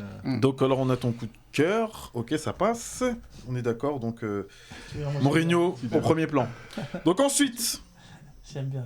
Là, on arrive à un moment spécial. Non, il n'a pas de. Il a dit non. Il a dit non. Un coup de gueule, un coup de cœur. Ouais, coup de gueule, coup de cœur. Mais là, ce qui m'intéresse, on va s'intéresser d'abord à ton coup de gueule. Ah bon? Ouais. On commence par celui-là. Coup de gueule, et on sait que si. D'habitude, ce principe-là, on sait, c'est l'équipe 21 qui fait. Mais non, alors, nous, on n'a pas fait exprès. Ça veut dire, nous, on échange en amont. Et là, il coïncide que, bien, coup de gueule d'un côté. Et il y a un poteau rentrant de son côté et se dit ah ben non, moi je suis pas d'accord avec ton coup de gueule. Un seul. Ah là là. Enfin oui, mais bon, dans la thématique. Donc c'est pour ça, on va entendre les deux. Bien sûr, on rebondit. Ouais, ça fait un petit duel, mais l'équipe 21, on copie pas. Nous, voilà. Il n'y a pas de. Laisse tourner le chrono comme ça. Ouais, non, mais voilà. Donc, mais avant de commencer justement ce coup de gueule, c'est quand même un sujet assez important, donc je tiens à le préciser. C'est bien sûr, vous avez compris, hein, c'est ce qui défraie la chronique en ce moment, sur ce qui se passe sur les maillots LGBT avec les couleurs arc-en-ciel et tout ça et tout. Nous ici, je suis obligé de le dire, on est contre, enfin, on n'accepte aucune discrimination, que ça soit orientation sexuelle, racisme, tout ce que vous voulez. On est tous contre les discriminations. Maintenant, on essaye d'apporter un peu de nuance sans qu'on soit directement fusillé. Voilà, on apporte de la nuance dans la réflexion, de la nuance, mais ça ne veut pas dire qu'on accepte les discriminations. Et c'est pour ça que je voulais vraiment recadrer un peu les propos de chacun et tout ça et tout pour pas qu'il y ait d'ambiguïté. Donc dès le départ, on n'accepte aucune discrimination, que ça soit sexuel, que ça soit du racisme, tout ce que vous voulez, tout ça et tout. Donc voilà. Comme un certain pays, il faut prendre des... Ouais, donc on n'accepte rien du tout. Donc maintenant, on est dans la nuance, dans la réflexion. Avant l'émotion, là, on va parler de argument à argument. Donc voilà, donc Xavier, dis-nous un peu ton coup de gueule par rapport à ça. Alors moi, j'avais un coup de gueule, c'était contre les 6 joueurs, ou 7 joueurs professionnels. Encore une fois, c'est très minoritaire sur les peut-être 700 ou 800 professionnels de Ligue 1 ou Ligue 2. C'est 6 ou 7 joueurs qui ont refusé de participer à la journée de lutte contre les violences homophobes. Cette journée vise donc, comme son nom l'indique, à dénoncer des violences régulières, quotidiennes, contre des gens pour ce qu'ils sont. De la même manière que ça pourrait être des violences racistes. Et il me semble que, quelles que soient les origines, les cultures, on est tous d'accord pour dire que c'est inadmissible que des gens se fassent maltraiter pour leur orientation sexuelle. Donc je pense, mon coup de gueule c'est contre ça, je pense que rien n'empêchait ces personnes de s'associer au mouvement sans mettre à porte-à-faux par rapport à leur culture, à leur origine, quelle qu'elle soit. C'est une lutte commune que tout le monde partage, je pense, comme tu l'as dit au début. Presque évidente, ouais. Voilà, évidente. C'est comme si on me demande est-ce que tu es pour ou contre le racisme. Je connais personne qui, à part vraiment des gens extrémistes, qui va dire je suis pour. Là, c'est pareil. Est-ce que tu es pour ou contre les violences tout le monde va dénoncer les violences faites aux homosexuels. Donc voilà, c'est par rapport à ça. Je pense que ces joueurs-là auraient dû s'associer. Parce que le message porté par les footballeurs est fort, ils auraient dû s'associer au mouvement. Ouais, attends, je te donne la parole, Jared. Donc oui, en fait, du coup, c'est bien sûr, en fait, c'est le fait de, en ne mettant pas ce maillot, on ne connaît pas leur position. C'est ça le coup de gueule. Ça crée une ambiguïté. Enfin, après, en fait, justement, c'est pas qu'ils sont homophobes, j'ai jugé. Oui, mais ils auraient dû mettre le maillot. C'est ça, ça crée une ambiguïté dans l'interprétation et tout le buzz qui va derrière, en fait. C'est ça, je pense. Non, mais son coup de gueule, il s'entend. Je connais pas leur position, mais je pense. Moi, justement. En plus, le message, il est beau, en fait. Le message, il est beau. C'est je dénonce les violences. faites à des gens qui n'ont rien demandé. Ouais, non, mais le coup de gueule, il est. C'est très bien que dans le foot, il y a un problème sur ce sujet-là, c'est un peu tabou. Et tu as raison de le souligner, parce qu'en plus, ça vient dans le cadre d'une campagne de communication plus large de la LFP qui condamne tout type de discrimination. Donc, il y a des volets sur le racisme, il y a des volets sur le LGBT, etc. Ouais. Il y en a plein. D'où le dispositif Je signale, etc. Donc, tu as raison, le message était clair. Et c'est intéressant parce qu'il y a un parallèle à faire avec ce que tu disais tout à l'heure, peut-être on en verra après du coup. Ok, donc toi Jawed, qu'est-ce que tu as à répondre à ça parce déjà, je vais commencer par dire que je suis à peu près d'accord avec ce que dit Xav sur le fait de combattre des discriminations. Ouais, on y est tous. Qu'il peut y avoir. Après, sur ce que je suis pas d'accord, c'est de cibler les joueurs. Quand tu dis qu'il n'y a pas de conséquences dans leurs actes, on ne sait pas. Parce que là, aujourd'hui, ils jouent en France. Donc ça, des gens, peut-être, ça fait 6 mois qu'ils sont ici. Ils jouent pour leur pays. Enfin, je reviens aussi, je tiens à dire aussi qu'on a une discussion WhatsApp et que Shein m'a piqué pas mal d'arguments sur ce que je pouvais dire. Ouais, mais je vais rejoindre ce qu'il dit à peu près. Pour nos auditeurs. Ouais, exactement. Ouais. Parce que faut qu'ils sachent aussi. Donc, pour revenir aux joueurs, les conséquences, tu dis que ça leur porte pas préjudice, on ne sait pas ce qui peut arriver. Moi, je dis que non. Je dis qu'il y a des joueurs, comme a pu le souligner notre ami Shein, qui, par rapport à leur pays, eux, ils vont pas voir le message que la France veut passer à certains joueurs et aux personnes. C'est qu'ils vont voir leurs joueurs, pour pas le citer, l'attaquant de Nantes. Ouais, ça c'était un très bon exemple. Voilà, ils jouent en Égypte. Comme a dit Shein, il y a des conséquences de leur pays. Qu'est-ce qu'ils vont voir ? Ils vont voir leurs joueurs porter un maillot avec la couleur arc-en-ciel, qui est dédié donc pour les personnes de la LGBT. Ouais, c'est ça, LGBT. Ils vont pas voir le message qui a passé. Le message qu'il aurait fallu faire, c'est bien, c'est d'écrire le no-racisme quand on parle de racisme, ou quelque chose, un petit message qui va dire quelque chose en disant on parle des personnes contre la violence sur ces personnes qui sont agressées par rapport à leur orientation. Et le délire, donc homophobie, d'accord. En gros, c'était le message en final. Pourquoi la couleur en fait lui c'est ce qu'ils disent. Non mais laissez terminer son propos. Ouais, vas-y Jawed, vas-y. Ils ont pris la couleur qui correspondait donc à la Gay Pride, au mouvement, que nous on peut connaître. Et certains joueurs qui connaissent pas, par exemple. Attention Jawed, ton micro. Qui connaissent pas ce mouvement-là. Ils vont se baser sur la couleur et peut-être la com aussi des personnes qui viennent expliquer aux joueurs, écoutez, demain on va être obligé de porter un maillot avec un truc arc-en-ciel. Ils n'ont pas d'explication. Et le Mohamed dont tu parles là, il joue pas, il y vit et ses parents y sont. En plus, et c'est un pays, on rappelle. Et ça peut avoir des conséquences. Mais bien sûr. C'est pas qu'on partage les valeurs de ce pays-là ou pas. Personne pour juger. Comme l'exemple avec Gay du PSG il y a quelques années. Effectivement, un pays Sénégal, il y a une dimension très particulière. Pour rebondir sur ce que tu disais là, on en a débattu. On en a débattu sur le trajet parce qu'on a fait le transport ensemble. Et justement, on disait que moi, ce que je comprends pas, c'est que pourquoi le mail qu'il a fait, Ganagay. Ouais. Il n'est pas à montrer à toutes les écoles, à montrer. C'est un très très très. Je l'ai pas vu moi. Justement, c'est ça qui est grave. Je t'invite, justement parce qu'il il dit la nuance. Parce que c'est vrai, moi ça m'a paru assez bizarre. En fait, il prend position. En fait, il explique très bien. Non, il prend pas position. Il dit que la paix n'est pas lucrative. La paix paye pas. Exactement. Il prend pas position. Non, mais il explique son propos. Il explique un petit peu ce que lui il est. Il ressent. Ce qu'il est lui. Voilà, ce qu'il peut ressentir par rapport à ce qu'on veut lui imposer, parce que c'est ça. Le truc, c'est voilà, on met pas le maillot, on est, tu vois ce que je veux dire, on met pas le maillot, on est.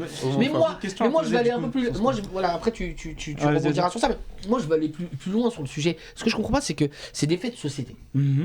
Là, on passe par le football. Même si on sait que c'est un vecteur super populaire en termes surtout le territoire français et même mondialement, mais moi c'est ce que j'arrive pas à comprendre, c'est qu'un joueur de foot globalement et principalement on lui demande de jouer au foot, on est d'accord, on lui demande pas de prendre fait et cause pour quelque chose, on lui demande quand il par exemple il est dans une équipe, il doit représenter son équipe, on sait que dehors il doit pas faire de bêtises, de conneries parce qu'il sera forcément affilié à son club. Jusqu'ici tu suis Fabien. Voilà, mais le reste je sais pas, il a quand même une vie privée le mec. Non, mais là, tu dis un joueur de foot, attention, là c'est son lieu de travail. Exactement. Je suis d'accord. C'est un infirmier, c'est un pompier, c'est un policier. T'as compris Fabien, tu veux rebondir là-dessus parce qu'après il faut. C'est réducteur quand on dit joueur de foot. Là, on parle d'un mec. Vas-y, Fabien, comme ça, ce que je fais pour que Jawed finisse son propos. Du coup, il y a plein de points qui sont intéressants, effectivement. on a rebondi sur la partie Ghana Gay et je me souviens plus si à l'époque le mouvement qui était convenu était le même que. Exactement. C'était exactement le même maillot, le brassard. En fait, là, c'était le brassard. Mais est-ce que c'était pour lutter contre l'homophobie ou est-ce que c'était. Ouais, je pense que c'est un truc. Pour la cause gay. Ils ont juste mis la couleur là. Pour moi, c'est tout le temps. Parce que les messages sont différents. Et là, tu vois, du coup, c'est là que je fais un pont avec ton projet. C'est sur l'éducation en fait des joueurs pro. C'est qu'à un moment donné, le message était clair. C'est comme tu l'as souligné, Xavier, on est en train de monter un mouvement qui lutte contre les violences faites à autrui. Là, il se trouve que c'est dans le cas contre l'orientation sexuelle, ça aurait pu être n'importe quelle autre chose. Donc on est sur de la discrimination pour tes pensées et tes convictions. Je remets un peu de contexte à l'école. Si ton sujet de dissertation, c'est est-ce que tu es favorable à l'homosexualité ou est-ce que tu veux lutter contre les violences faites, tu peux pas avoir la même interprétation, tu rédiges pas avec le même argumentaire. Tu vois, typiquement, en plus, il y a certains joueurs, dans ceux que tu as cités, les 7 là, certains ont invoqué aussi des motifs religieux. Ouais. Et je trouvais que ça a apporté une ambiguïté dans l'interprétation parce que, au final, tu fais un petit tour d'horizon, je vois aucun écrit qui favorise les violences faites à autrui. Ah, voilà. Oui. Tu vois ce que je veux dire? C'est que derrière, ça jette en fait un justification va déranger aussi. Le mot fort, c'est violence en fait. C'est exactement ça. C'est juste violence. Et c'est là que je reviens dans l'éducation des joueurs. Je me dis, mais. Et on a l'exemple avec plein de joueurs, hein, les Nasri, les Ben Arfa, etc. Les mecs, ils arrivent à un tel niveau, ils doivent prendre position sur des sujets qui sont très sensibles. Mec, au bout d'un moment, avant de faire ce genre de choses, parce qu'en plus, même si t'es pas connu, tu restes une personnalité publique, tu restes pas implicitement un exemple pour plein d'enfants. Mec, soit ne prends pas position, ou soit fais-toi aider. Enfin, il faut qu'il y ait quelqu'un qui communique pour toi, mais ne fais pas ça parce que ça peut être préjudiciable, comme le soulignait Xavier. Moi, il y a autre chose aussi. Et il a raison dans ce qu'il dit. Maintenant, je crois qu'il y a une ambiguïté dans le message global. Ouais. Et là, je vais faire une dédicace à Hugo, parce que Hugo, il a dit un truc au foot lundi. Tu as le message de lutte et le message de tolérance. Ouais. C'est pas du tout la même manière. Il y a lutter contre l'homophobie et tolérer l'homosexualité. Exact. Le message, il est complètement différent. Et je pense que c'est dans ce message-là qu'on confond tout. Et je crois qu'on devrait plus tourner notre message sur un message de tolérance. Tolérons tout le monde, tolérons l'étranger. Et le sujet, c'est pas une question de foot. Là, c'est pas une question de foot. Là, c'est une question. Ouais, mais après, c'est une question de société. Vas-y, attends, laisse finir Ludo. C'est une question de société, mais je pense que si on bascule d'un message de tolérance plutôt qu'un message de lutte, parce que on luttera tous. Ouais, tu veux lutter contre l'homophobie, il y en a un qui sera pas d'accord et toi tu penseras que lui il est homophobe alors qu'en fait il est pas homophobe, il est juste éduqué d'une autre manière. Mais les violences, et que voilà. Les violences moi ce que je comprends pas c'est que les violences d'un point de vue général. Pourquoi on dissocie? Pour moi c'est violence faite aux femmes. Mais non c'est trop vague. Mais non c'est trop vague, c'est toutes les formes de violence. Non mais je suis pas d'accord avec toi. Pour moi c'est toutes les formes de violence. C'est quoi? Les violences contre les LGBT? Mais ils ont quoi de différent par rapport à un autre être humain? Il y a des journées thématiques et là il se trouvait que c'était celle-ci. Oui, mais pourquoi? Mais moi je n'arrive pas à comprendre. Les gars, j'ai une question. Vas-y, après comme ça, Jarouet, il faut qu'il finisse son propos. L'orientation sexuelle comme la religion, ça devrait pas être de l'ordre du privé. Pourquoi on l'amène sur la sphère? Si, après c'est là. Après c'est pour ça, il faut redéfinir. Il faut redéfinir. Bien sûr, il faut tout redéfinir. C'est ce que je dis. Jarouet, vas-y, précis. Plus précis. Jarouet, vas-y. C'est ce que je disais. En gros, pour résumer un petit peu tout ce que vous avez dit. Et l'exemple du joueur égyptien, il est très. Parce que l'Égypte, en fait, ils punissent l'homosexualité. Donc eux, ils vont juste fixer sur la tête du joueur, la couleur du maillot, hop, c'est fini. Sa famille qui est au bled, ils vont se ramasser des cailloux, il va avoir des problèmes. Donc lui, il sait pas ce qui se passe en France ici. Il vient, il joue au foot. On lui demande, tu viens, t'es sur le terrain, tu marques des buts, blablabla. Point barre. Sa famille, elle est restée au bled. Toutes les actes qu'il va faire ici, au pays, ça va être multiplié par 100. Et du coup, ils vont se voir juste simplement. Donc c'est pour ça, je dis pas qu'il aurait pas dû ou qu'il aurait dû, il fait ce qu'il veut. Moi, je trouve ça abusé que le message, déjà, on comprend pas. La couleur, ils auraient dû marquer un message, ça c'est 2 mots. Non, homophobie. Voilà, c'est tout. C'est fini, comme ça, on se prend pas la tête. Voilà. On sait que le message, il est là pour ça. Parce que là, demain, c'est vrai qu'il y a eu des problèmes l'année dernière avec Gay, c'est pareil. Il a justifié mal au ventre, tatati. Maintenant, il est obligé de cacher des choses des joueurs pour dire je vais pas jouer, pour pas porter le maillot. Je trouve ça que moi, c'est abusé. Il faut pas incriminer, je pense, les joueurs. On sait qu'ils sont tous là pour lutter. On va pas se cacher. Qui va venir ouvertement et te dire ouais moi je suis homophobe, j'aime pas les PD, excuse-moi pour le terme. Non, ça se voit que c'est sorti. On le sait, c'est le message. On le sait, t'as pas besoin de porter un maillot symbole pour dire oui je suis. Et surtout c'est la couleur du message. Parce qu'en gros, comme je te dis, les jeunes vont voir ça, ils vont voir un maillot. Symbolique. C'est bête. Nous, on comprend les choses peut-être. Nous, on va se dire, sérieux, mon frère, demain, mets un brassard, je vais le mettre. Moi, je sais même pas ça veut dire quoi. Je m'en fous, arc-en-ciel ou pas arc-en-ciel. Mais ce que je veux dire, c'est que ils ont touché aux couleurs et aux symboles de quelque chose. Ils l'ont ramené déjà côté foot. Même si c'est la journée de ce que tu dis, c'est bien. Ils le font pas, mais les joueurs, ils ont rien à voir. Mais tu mélanges pas. Parce qu'il y a une interprétation différente du symbole. Après, ce qui est intéressant, et moi, c'est vraiment le. Moi, ce qui est intéressant, j'aimerais bien. Je me mets à la place du joueur égyptien, et j'y pensais. Est-ce que, même si on défend cette cause, on est là et tout ça et tout, est-ce que toi, tu serais prêt à mettre ta famille en danger parce que c'est sûr. On sait pas, on fait des spéculations. Juste en disant je dénonce les violences faites. Non, tu mets le maillot. Non mais attends, et tu sais qu'il y aura des répercussions dans ton pays. Chris, mais même à notre niveau, moi mon employeur, j'arrive à mon travail et il me dit tu portes un brassard arc-en-ciel. Je lui dis mais c'est pas mon rôle en fait. Bah ouais, je suis là pour. C'est pas mon rôle en fait. C'est là où je voulais mettre un point là-dessus. C'est pour ça on dit le joueur de foot. Mais dans ce cas-là, on fait une journée. C'est ça, c'est ce qu'on disait. On fait une journée. Bien devant le micro, tout le monde arrive, le gars au bureau, le policier, allez, tout le monde met le brassard. Et là, on va voir toute la société, on va voir le vrai visage de tout le monde. De beaucoup. Et c'est là, prendre en otage un mec qui est là sur son lieu de travail. Voilà, parce que toi, tu fais ta com, tu fais ton. D'accord, elle est très bien. La cause, bien sûr. Elle est noble. Mais prendre en otage un mec qui est là sur son lieu de travail, Mohamed, il a rien demandé, lui. Il veut juste travailler, il veut juste se maintenir son club. Et toi, tu viens le prendre en otage pour tes causes qui sont nobles ou pas. Selon, voilà, Et pourquoi porter la responsabilité à un footballeur? C'est ça, parce que c'est la caisse de résonance. Même si la caisse de résonance, elle est forte. Mais ce que je trouve injuste, c'est d'accuser les gens d'homophobes parce qu'ils l'ont pas porté. Je trouve ça hyper injuste. Je trouve ça hyper injuste. Je trouve qu'en fait c'est réducteur et mettre les personnes dans des cases. Et on rentre en fait dans la même cause de tolérance en fait. C'est-à-dire que toi si tu accuses lui d'homophobe alors qu'il ne l'est pas, qui se mord la queue quoi. C'est ça, implicitement tu donnes du grain à moudre à tous les médias. C'est ça. Il a pas fait donc ça veut dire ça. Ça aussi je mets un débat sur ça. Enfin je mets d'avoir des répressions en Égypte, il marche pas pour tous les 7 joueurs. Il marche pour oui, non, mais après, ce que je veux dire, moi, il y a deux trucs. Toulousain aussi. Le plus connu, il est à moitié hollandais, enfin binational. Oui, non, mais ça, c'est un exemple que j'ai pris. Mais moi, ce que je dénonce aussi, ce que je veux dire, c'est que en globalité, à 99%, le message, il a été porté par tout le monde. C'est un succès. Tout le monde a mis le maillot, il n'y a pas eu de problème. Et c'est vrai que communiquer sur les 10 personnes qui ne l'ont pas mis, ça redevient le... C'est pas représentatif. Quel que soit le fait que pratiquement tout le monde l'ait porté ou pas, on sait tous, entre nous, on a tous fréquenté des vestiaires de foot, on sait très bien qu'il y a un problème avec le monde. De toute façon, je sais même pas qui est capable dans un vestiaire de foot. Dans la société, pas dans le foot, dans la société. Ouais, mais la société, tu peux quand même le dire. Dans le foot, dans un vestiaire. On a déjà eu un exemple de coming out dans le foot. Exactement. Olivier Rouillet, tu te rappelles peut-être l'Est Nancy-Lorraine. Il y a ce problème sur le plateau de l'équipe 21. Oui.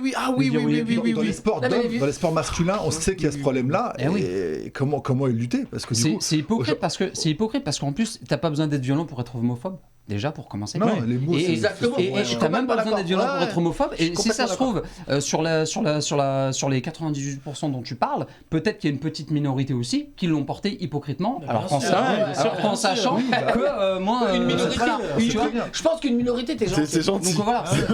Mais bon, soyons sincères dans le message. Moi, ce qui me gêne globalement, c'est juste ce qui me gêne, c'est qu'après, comme tu disais Fabien, il y a des journées.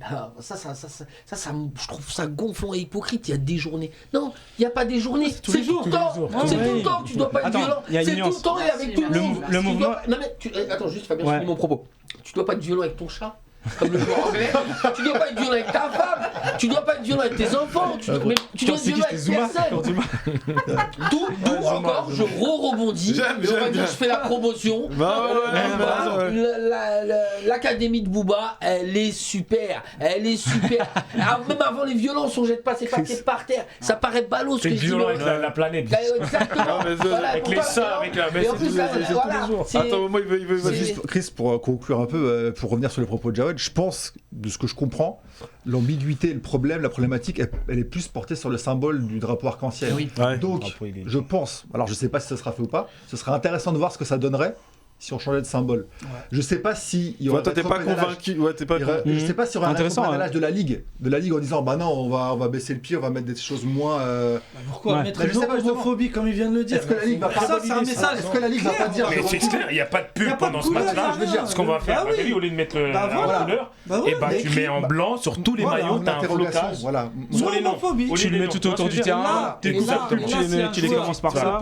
Et là, celui qui le met pas, on l'attend tous autour. Oui, puis après l'interprétation, c'est compliqué de passer à côté. Attention, c'est vrai, vas-y, Rabi. Je disais, ce serait intéressant de voir ça, si on enlève le symbole, on change la manière de communiquer. Est-ce que ce serait suivi par vraiment 100% des gens? Par contre, j'ai un doute sur le fait que la Ligue verrait pas ça comme un rétropédalage de leur part. Oui, par fierté. Il y a un problème, non, nous, on veut pas reculer, je sais pas. Franchement, c'est pas impossible. Rétropédaler sur tout. C'est pour ça que je dis, il faut tout redéfinir. Dans ce cas-là, moi, je suis un enfant qui est venu. Mon père, c'est la France, attention. Ma mère, c'est le Mali. Il faudrait me redéfinir la liberté, l'égalité, la fraternité, la laïcité, la tolérance, et redéfinissez-moi tout ça. Parce que moi, le petit Boubacar qui suis arrivé, je m'y perds. Laïcité, tu me dis, bah, c'est privé, en même temps c'est public. Donc là c'est pareil, c'est le même cas. Oui, non, mais je vois, c'est quoi la limite moi, on m'a appris, j'ai tout appris ici. Le foot et la politique. Pas par les parents, mais par la classe, par l'école. De toute façon, on sait que c'est les lobbies. C'est pour ça que j'insiste autant avec les enfants. C'est pour ça que j'insiste autant chez les gens. T'as raison, bon les gars, on est obligé d'avancer, vas-y. Rabi, ton coup de cœur. Coup de cœur très rapide, c'est le niveau des attaquants, des buteurs en Ligue 1. On ne se rend pas compte, il y a 5 joueurs à plus de 20 buts, il y a 10 joueurs à 10 ou 9 à plus de 15 buts dans 9 équipes différentes. C'est impressionnant, je pense qu'il n'y a aucun championnat, on ne se rend pas compte de la qualité des buteurs. Et Osimhen et ceux qui sont partis. Et ceux qui sont partis, qui cartonnent partout. Ceux qui flambent aujourd'hui. Je ne comprends pas pourquoi on n'a pas des résultats en Europe, mais en tout cas, la matière première, elle est là, parce que je peux vous dire qu'avoir des buteurs comme ça dans notre championnat, 10 ou... Est-ce que ça ne veut pas dire aussi qu'on a des défenseurs éclatés? Parce que.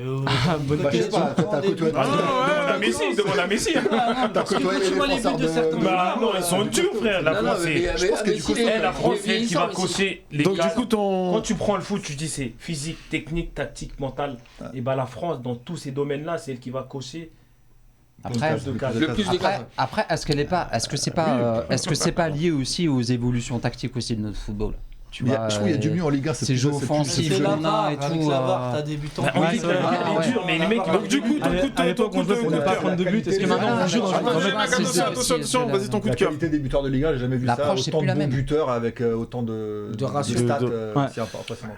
Ok, Jawed, t'as un coup de cœur ou pas toi? Moi, c'est un coup de cœur et un coup de gueule. C'était rapide. De toute façon, c'était pour parler de la célébration de Ronaldo.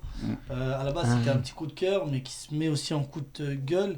Parce qu'au final, je sais pas c'est quoi le message, et il a touché un truc quand même qui touche pas mal de monde. Se prosterner, c'est un message quand même. Bon, il est en Arabie Saoudite aussi, il s'est peut-être ambiancé, il a voulu aussi faire un coup de pied aux journalistes qui sont en train de dire qu'il veut partir, qu'il se sent pas bien là-bas, et qui va devoir payer justement le fait de pouvoir partir. Donc je me dis que son message qu'il a eu passer, il a dit je vais faire, parce qu'il est quand même suivi par pas mal de monde. On voit tous ses faits gestes et détaillé à la loupe. Incroyable. Tu peux rappeler Jawed s'il te plaît parce que j'ai pas. En fait, il a marqué ils ont gagné 3-2 il y a 2-3 jours et pour célébrer son but, il a marqué, tous les joueurs sont venus, l'ont encerclé et il s'est prosterné comme s'il priait. Okay. Et en fait, en faisant ça, depuis 2 jours, ça fait le buzz de ouf sur internet. Il est devenu musulman, tatati, ça parle beaucoup sur tout et n'importe quoi. Et en fait, le coup de gueule donc, que je dis parce que je me dis, il a touché un truc quand même où il ne faut pas toucher. Donc c'est quoi l'islam? C'est pas ça, non, rien à voir. Non, oui, mais parce que Haaland, il est pas bouddhiste.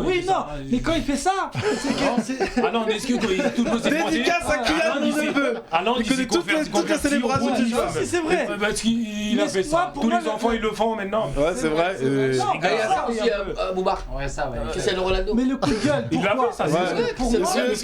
On écoute ça, s'il vous plaît. Pourquoi? Parce que le coup de gueule, c'est-à-dire qu'il a fait ça, bien sûr. Ça rejoint l'islam, ce que je veux dire. Mais c'est pour dire que est-ce que il a touché à quelque chose où les gens vont mal interpréter. Donc aujourd'hui les gens vont se dire il touche à l'islam parce qu'il est en Arabie Saoudite, il se mélange, il est à fond dedans, est-ce qu'il s'est converti ou pas, nanani, ça fait buzz. Et je me dis que est-ce qu'il a fait ça médiatiquement donc pour jouer un petit peu sur l'effet médiatique, pour qu'on parle aussi de lui, parce qu'il faut dire on parle plus trop de lui.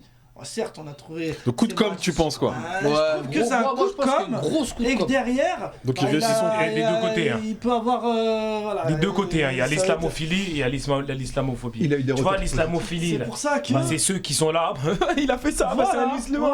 Il est comme moi. Gogol, qu'est-ce que tu racontes? Exactement. L'islamophobe. Tu vois ce que je veux dire? Mais moi, ils sont gestes. Je n'ai rien à secouer. Tu vois ce que je veux dire? C'est les deux côtés. Et c'est souvent la négrophilie, négrophobie. Je prends un Renoir parce que c'est un Renoir, il faut rajouter un Renoir. Je prends un handicapé parce que, que des mythos, tout ça. On est des mythos, il faut arrêter de parler de foot, ça concerne toute la société. Allons voir. Gilet jaune. Tu vois ce que je veux dire? Il y a eu des retours positifs ou négatifs par rapport à ça. Non, en fait, les retours qu'il y a, je viens de te dire, sur les réseaux, les jeunes. Mais oui, les jeunes, exactement, les petits mongols. Et aujourd'hui, qu'est-ce qui marche aujourd'hui? C'est les réseaux. Ah oui. Aujourd'hui, à la télé ou sur Internet. Ah mais lui aussi. Est-ce qu'il a intérêt à faire des conneries comme ça? Attention, quand je dis des conneries, je sais pas, je connais pas ses intentions. C'est pour ça que je te dis, je sais pas. Quand même, on a un rétro. On peut voir comment il utilise ses réseaux. On n'est pas on n'est pas dupes. Et je pense que clairement, Chris, comme dit Chris, c'est comme. C'est très calculé. C'est exactement. Après, il y a l'émotion du but. C'est ça. Il y a des choses. Peut-être il a fait ça sur l'instinct. Il a fait ça. Il s'est pas rendu compte. J'avais juste une question profondeur. J'avais juste une question profondeur pour Jawed et Momo qui sont de confession musulmane. On va pas le cacher. Bah il y a Booba aussi. Oui, Booba aussi. D'ailleurs. La question que j'ai posée, c'est qu'est-ce que ça fait à vous en tant que musulman de voir Cristiano Ronaldo se prosterner? C'est ça, en fait, parce que c'est ça la question, c'est comment vit le peuple aussi saoudien, comment vit le monde musulman par rapport à ça. Moi, je pense parce que le problème, il naît de ça. Ou alors, pour moi, il n'y a pas de problème. Moi, je pense que c'est un coup de com', un coup de buzz, mais pour moi, pas forcément mal interprété, mais moi, je le vois comme genre, en gros, j'aime bien, je me sens bien. En gros, chez les musulmans, tu vois, j'aime bien. Tu vois, quand il va marquer maintenant. Voilà. Mais comme il dit ça sur le net. Quand il y aura les petits, ils vont marquer, on va faire la même chose. C'est pour ça les réseaux internet. Attends, t'en penses quoi, Jawed? Moi, je l'interprète comme ça. Moi, déjà, le joueur, j'aime bien. Après, ça me fait ni chaud ni froid parce qu'au final, pour moi, je me dis. C'est juste qu'il n'aurait pas dû faire ça. C'est comme si je voyais un musulman faire un signe de. D'accord, ok. Donc ça te met quand même mal à l'aise. C'est peut-être l'effet de masse, le but, l'ambiance. Le stade, tout ce qu'on lui dit, et il s'est dit je vais faire ça, ils vont me kiffer encore plus et je vais être Ronaldo. Là, les gars, on parle de Cristiano Ronaldo. On parle d'un mec qui a presque 1 milliard de suiveurs.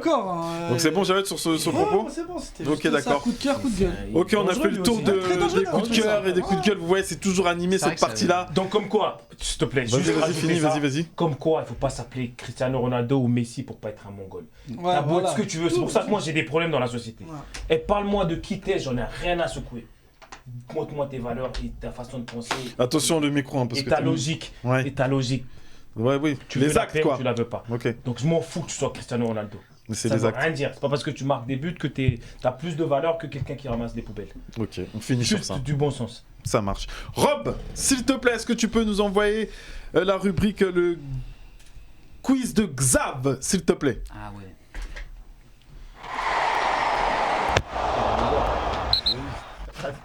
T'as rajouté la musique du buzzer. Ah ouais. Non, pas du tout, c'est en fait ça a appuyé. Tu peux me faire passer, Momo? Ah ok. Ça a appuyé. Celui-là, il appuie vite, j'ai l'impression que j'aurais dû le garder. Hop.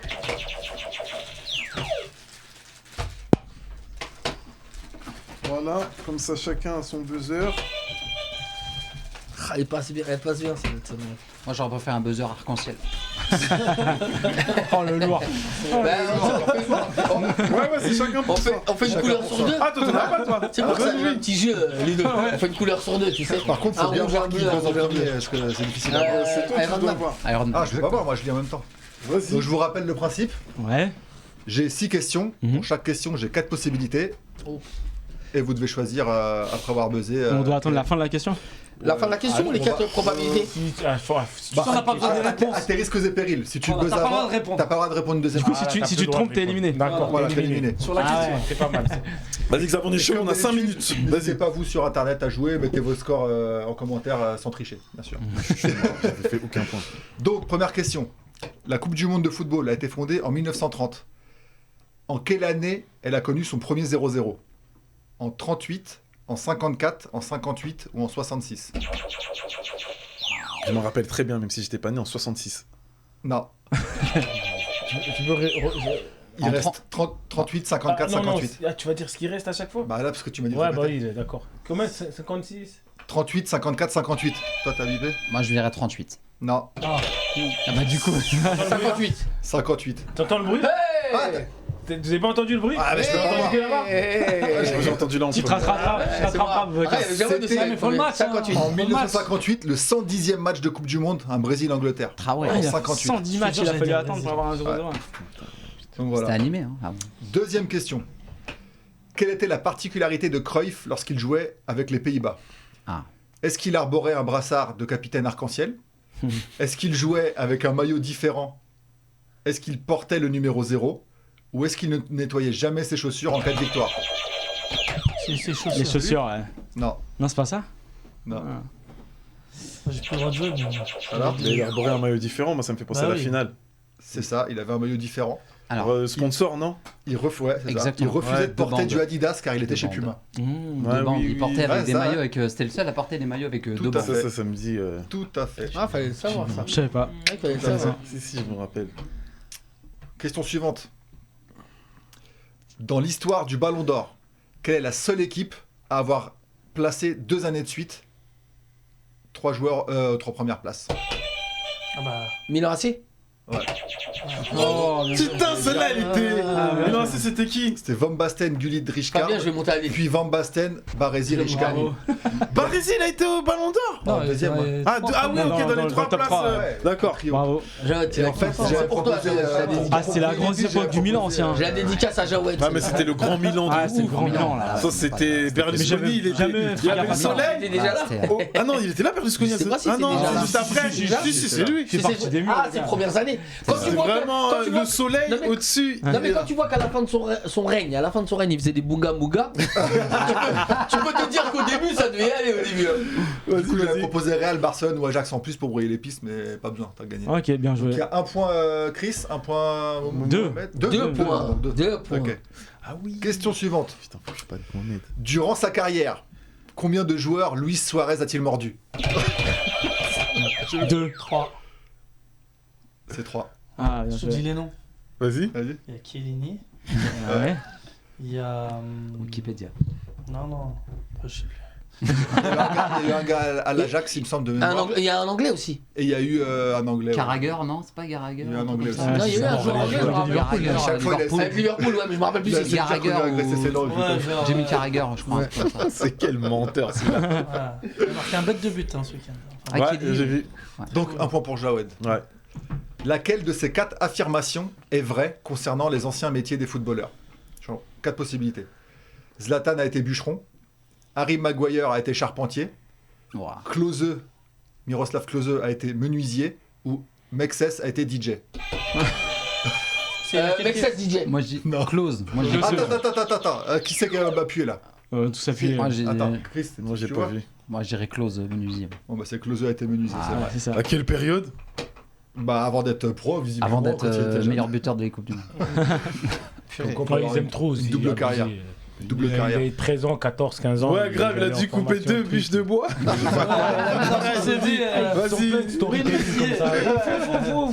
Faut alimenter. Vas-y, Ravi. Donc toujours Mohamed en tête, attention. Dernière question. Qui compte double ou triple? Normalement, là, il faut lancer suspense. Non. Sinon, il a gagné alors. Non, il peut être égalé. On va l'égaliser. Si c'est égalé, ça annule tout. Faut tout remettre en jeu la prochaine fois. Donc, dernière question. Lequel des joueurs que je vais vous citer a pris le plus de cartons rouges dans sa carrière? Ouh là là. Attention, là, vous êtes obligé d'attendre les 4, du coup. Ça sent le Cyril. Attention, vous êtes prêts? Ramos, Vieira, Cahuzac ou Roll? Cyril Roll. Ramos. Attends, je peux pas jouer comme ça, là. T'as dit quoi? Cyril Roll, ouais. Non. Ah, bah alors c'est Ramos. J'ai dit Ramos, c'est Ramos. Ah ouais? Ah mais c'est compliqué. Faut acheter des nouveaux buzzers qui bloquent les autres quand on appuie. Grave, parce que là je peux pas suivre. Momo 3-1-1-1. Bravo. Félicitations. Merci les gars. Bravo. Ah ouais, Cyril Roll, c'est Cyril Roll son nom. Pour moi, c'est obligé. Il y a beaucoup là. Ramos, il est encore. Roll, c'était Lens, non? Roll, il y a le Bastia. Marseille aussi. Ramos, il en prend. Ramos 28, Roll 27. Il sera peut-être encore là, Ramos, la prochaine fois. Vous direz Ramos direct. C'est bon, on m'a rendu tous les buzzers. Ok, d'accord. Bon, bah c'était le quiz de Xav, donc vous savez bien, à chaque fois, la mi-temps, on déstresse un peu, tranquillement. Donc voilà, c'était la rubrique de Xav. Donc s'il te plaît, Rob, envoie-moi la deuxième partie, la deuxième mi-temps, et on va interviewer notre guest.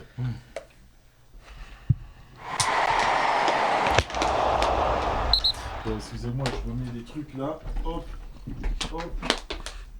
Autant de ranger ça. Voilà, voilà. Fab, donc, à toi, c'est pour ça que tu es venu. Donc alors justement, là tu vas nous parler plus en profondeur de Fanswave, donc ton application. Yes. Donc du coup, pour essayer quand même de rester synthétique, tout ça, de poser des questions vraiment qui nous intéressent, je vais te poser vraiment 3 grandes questions, justement pour qu'on puisse comprendre c'est quoi ton application, en quoi elle consiste. Mais moi ce qui m'intéresse toujours dans ces parcours un peu entrepreneurial, c'est c'est quoi la genèse de cette application de Fanswave. Qu'est-ce qui t'a poussé à faire ça? Ouais. En quelques mots. Bah déjà, ce qui est bien, c'est que je suis dans un contexte où les gens me connaissent. Donc ils peuvent déjà juger de mon niveau de passion et d'amour, déjà ne serait-ce que pour le sport. Et du coup pour le foot. Vous connaissez mon application. Et en fait, dans le quartier, tu as cité le quartier tout à l'heure, Montédour à Franconville, on était toujours tous motivés pour aller voir des gros matchs en Europe. Les Barça, les Dortmund, etc. Mais quand il fallait organiser quelque chose, il n'y avait plus personne.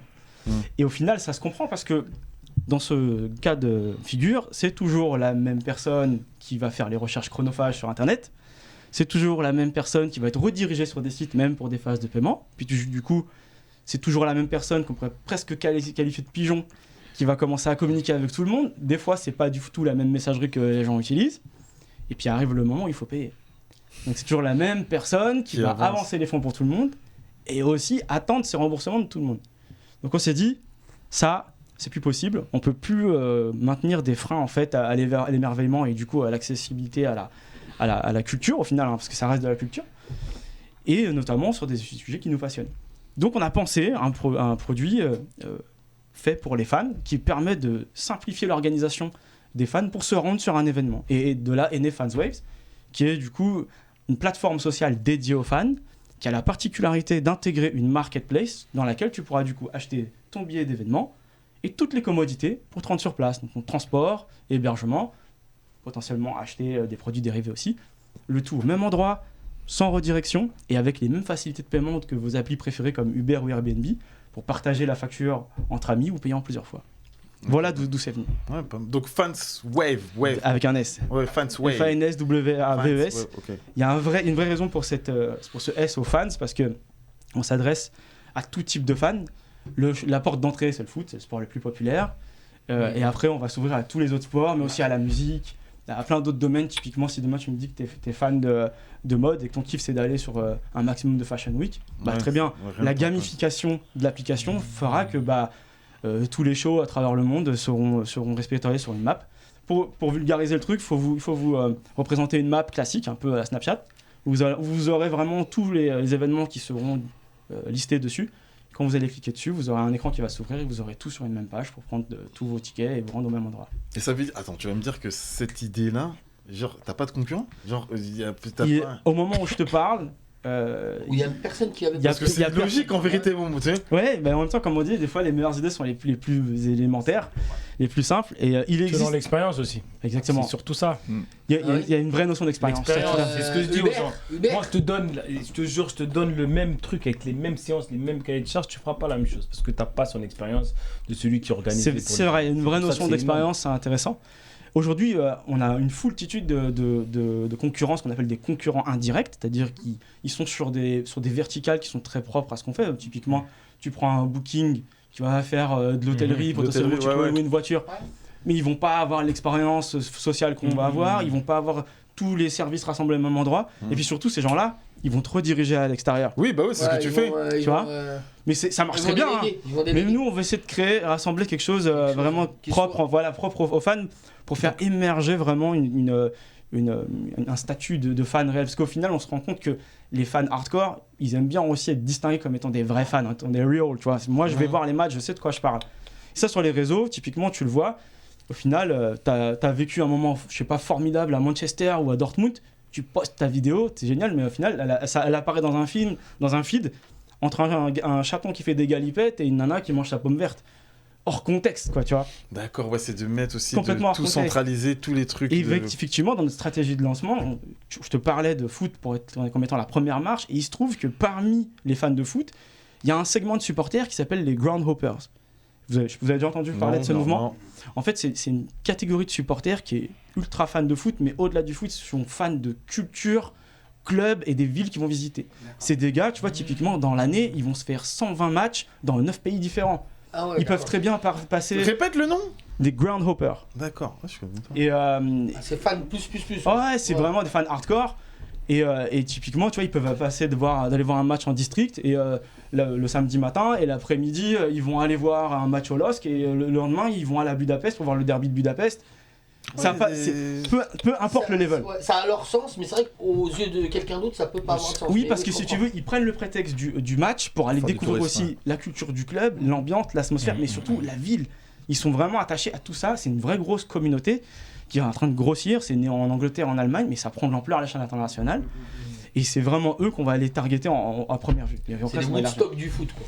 Ouais, c'est des gens qui pas mal. Et donc t'imagines bien que ces gens-là, quand on leur pitch notre projet, et qui sont du coup confrontés aux joies de l'organisation plusieurs fois dans un mois, t'imagines 120 matchs dans une année, ils nous regardent avec des yeux comme ça, ils font on télécharge ou quoi, et ils ont la souris qui tremble, quoi, tu vois. Et ils doivent te dire ça fait longtemps qu'on t'attendait, quoi. Bah oui, pas plus tard qu'hier, je recevais encore des messages sur Twitter, bon les gars, ça sort quand? D'accord. Donc là en fait ton application elle est là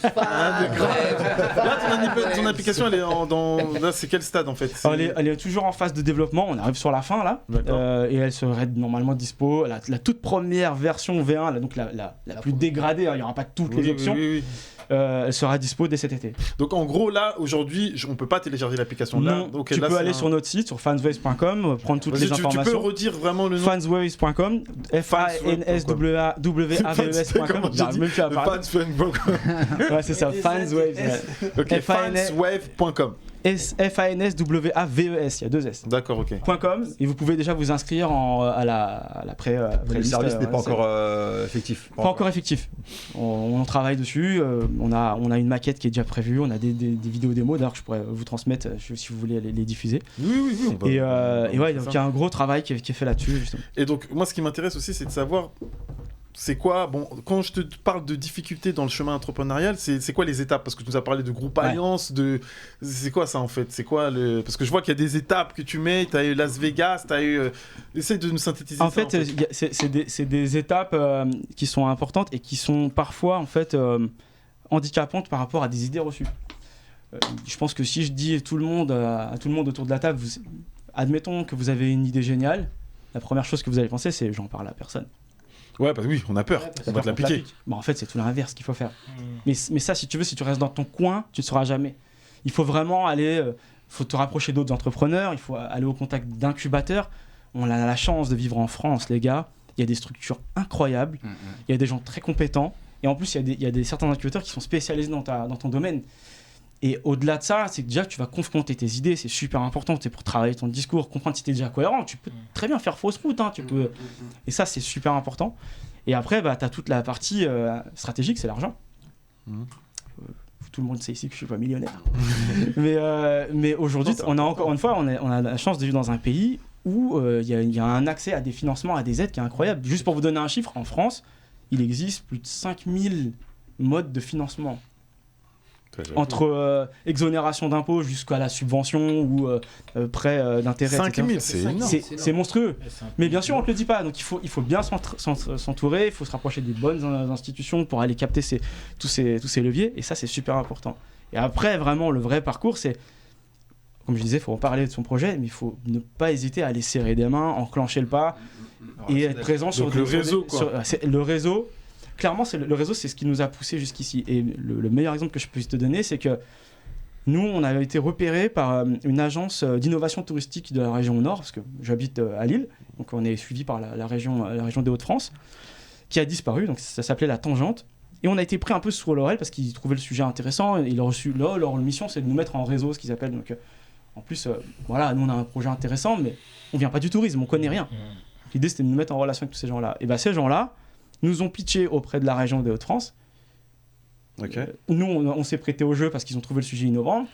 De fil en aiguille, ils nous ont poussé vers Business France, qui est la grosse structure en fait, de développement des entreprises à l'international, qui potentiellement gère aussi un peu la French Tech. On s'est prêté au jeu du pitch en fait, depuis le fil en aiguille, sans savoir où est-ce que ça allait nous mener. Puis après, les gars nous ont dit bon, les gars, votre projet il est innovant. Est-ce que ça vous dirait d'intégrer la délégation de la French Tech pour aller représenter la France et les Hauts-de-France dans votre verticale Travel Tech au CES de Las Vegas?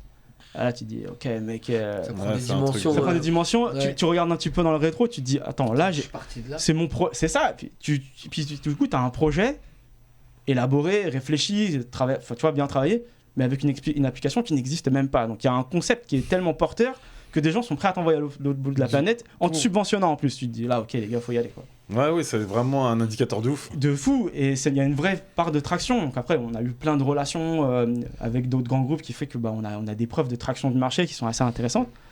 Mais au final, on se retrouve catapulté dans un monde incroyable. Et tu vois, pour te donner un peu une nuance un peu drôle, c'est que, par exemple, tu vois, le salon a eu lieu en début janvier, la première semaine de janvier. En décembre, à Noël, j'étais encore le président de moi-même. Et maintenant, je me mets à parler avec des franchises de NBA, des clubs de foot pro, ou avec le gars qui est en train de développer le rugby aux États-Unis. On a basculé dans un truc, c'est fou quoi. Est-ce que là tu peux, donc ça fait le lien avec la Global Football Alliance? Ouais, ça je veux savoir, c'est quoi ça? Effectivement, alors la Global Football Alliance, c'est un groupe de discussion qui a été créé par Bernard Cayazo, le président de l'AS Saint-Etienne, pendant la période du Covid. Et comme vous vous en doutez, vous vous rappelez, pendant ce temps-là, les autres clubs ils ont été hyper impactés.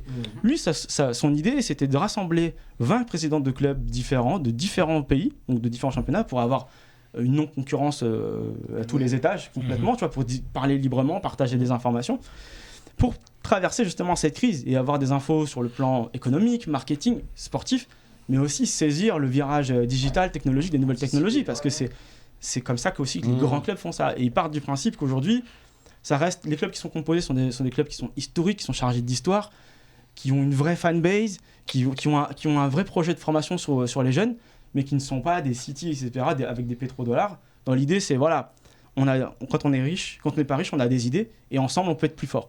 Il y a quoi comme club dedans?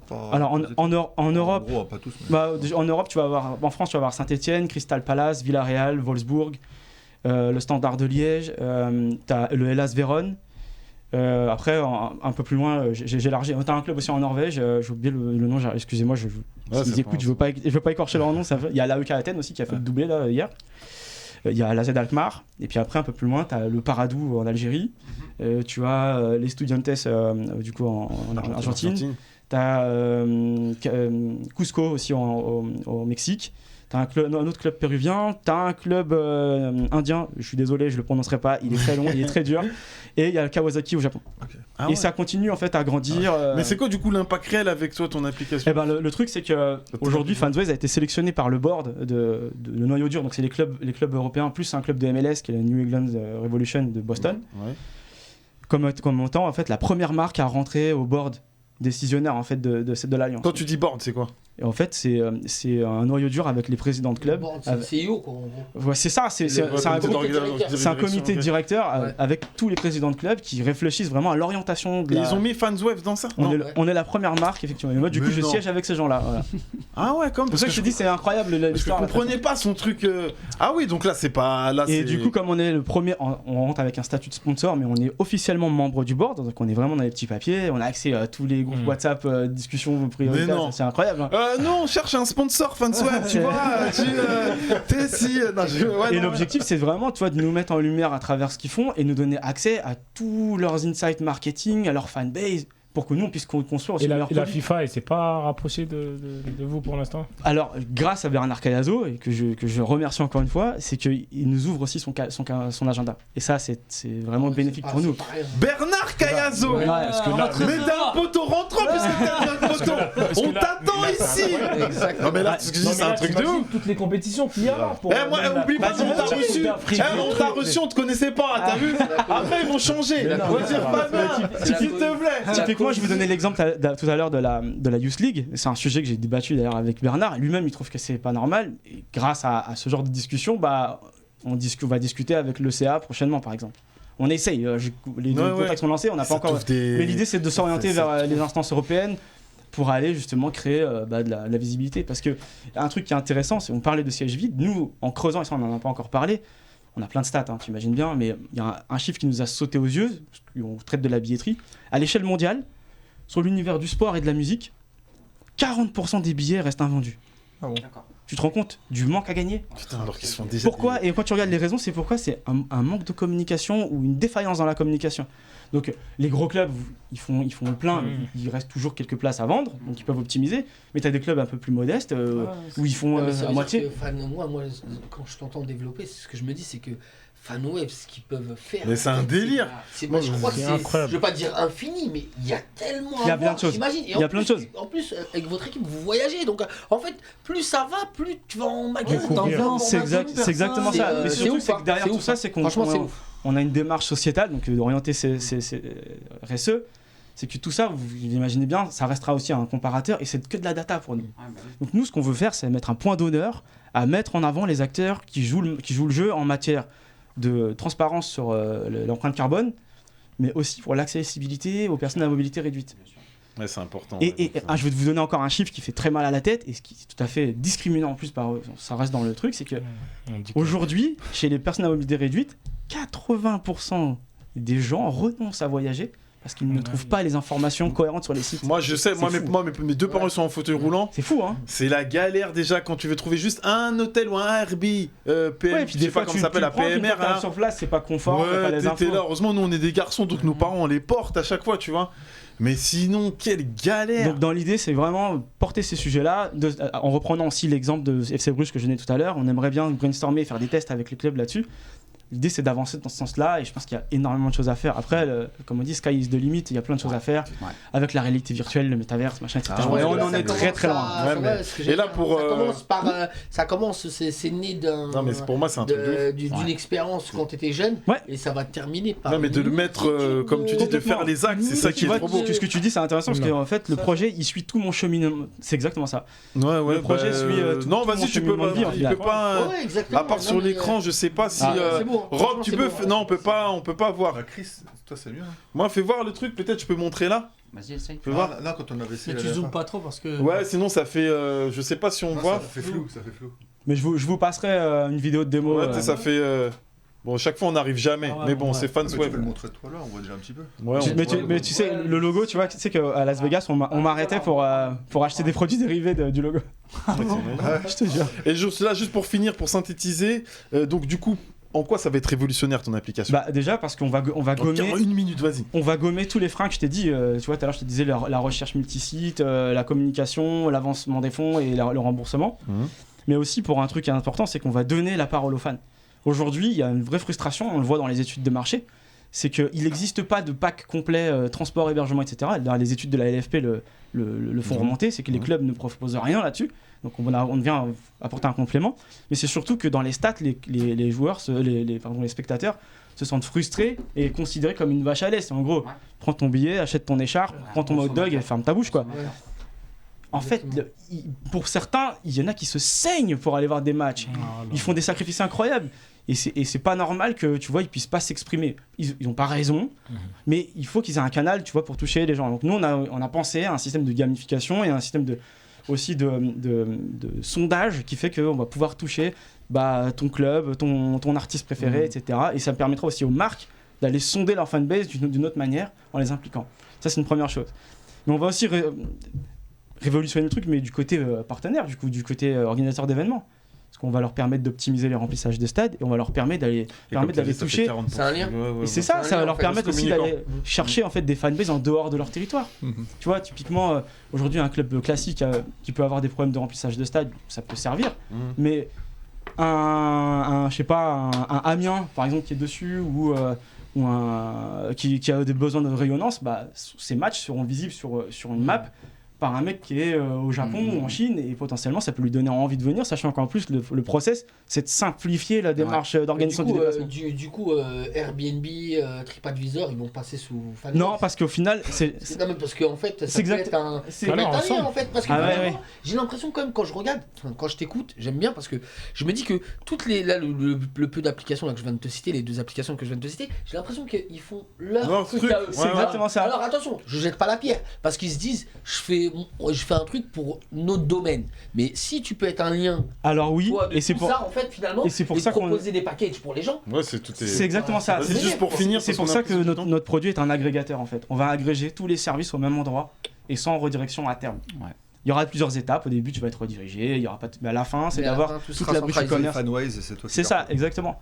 Et que tu aies un billet ou pas. Typiquement, tu peux très bien avoir un billet on t'offre un billet pour un match. Mais la galère, c'est l'organisation, donc tu vas faire le reste. Donc, t'es un billet ou pas, t'auras toujours une solution. Tu rentreras dans l'application dans la partie où t'es. Pour vous schématiser le truc, si vous connaissez l'application Citymapper, pour vous déplacer, moi je connais. Bah, c'est à peu près la même chose du coup. Ouais, où tu cherches des lieux. Voilà. Ok, donc d'où on peut te trouver alors aujourd'hui? Tu peux répéter vraiment très distinctement le site parce que c'est extraordinaire ce qu'il fait. Il vient de Franconville, c'est nous les poteaux rentrants.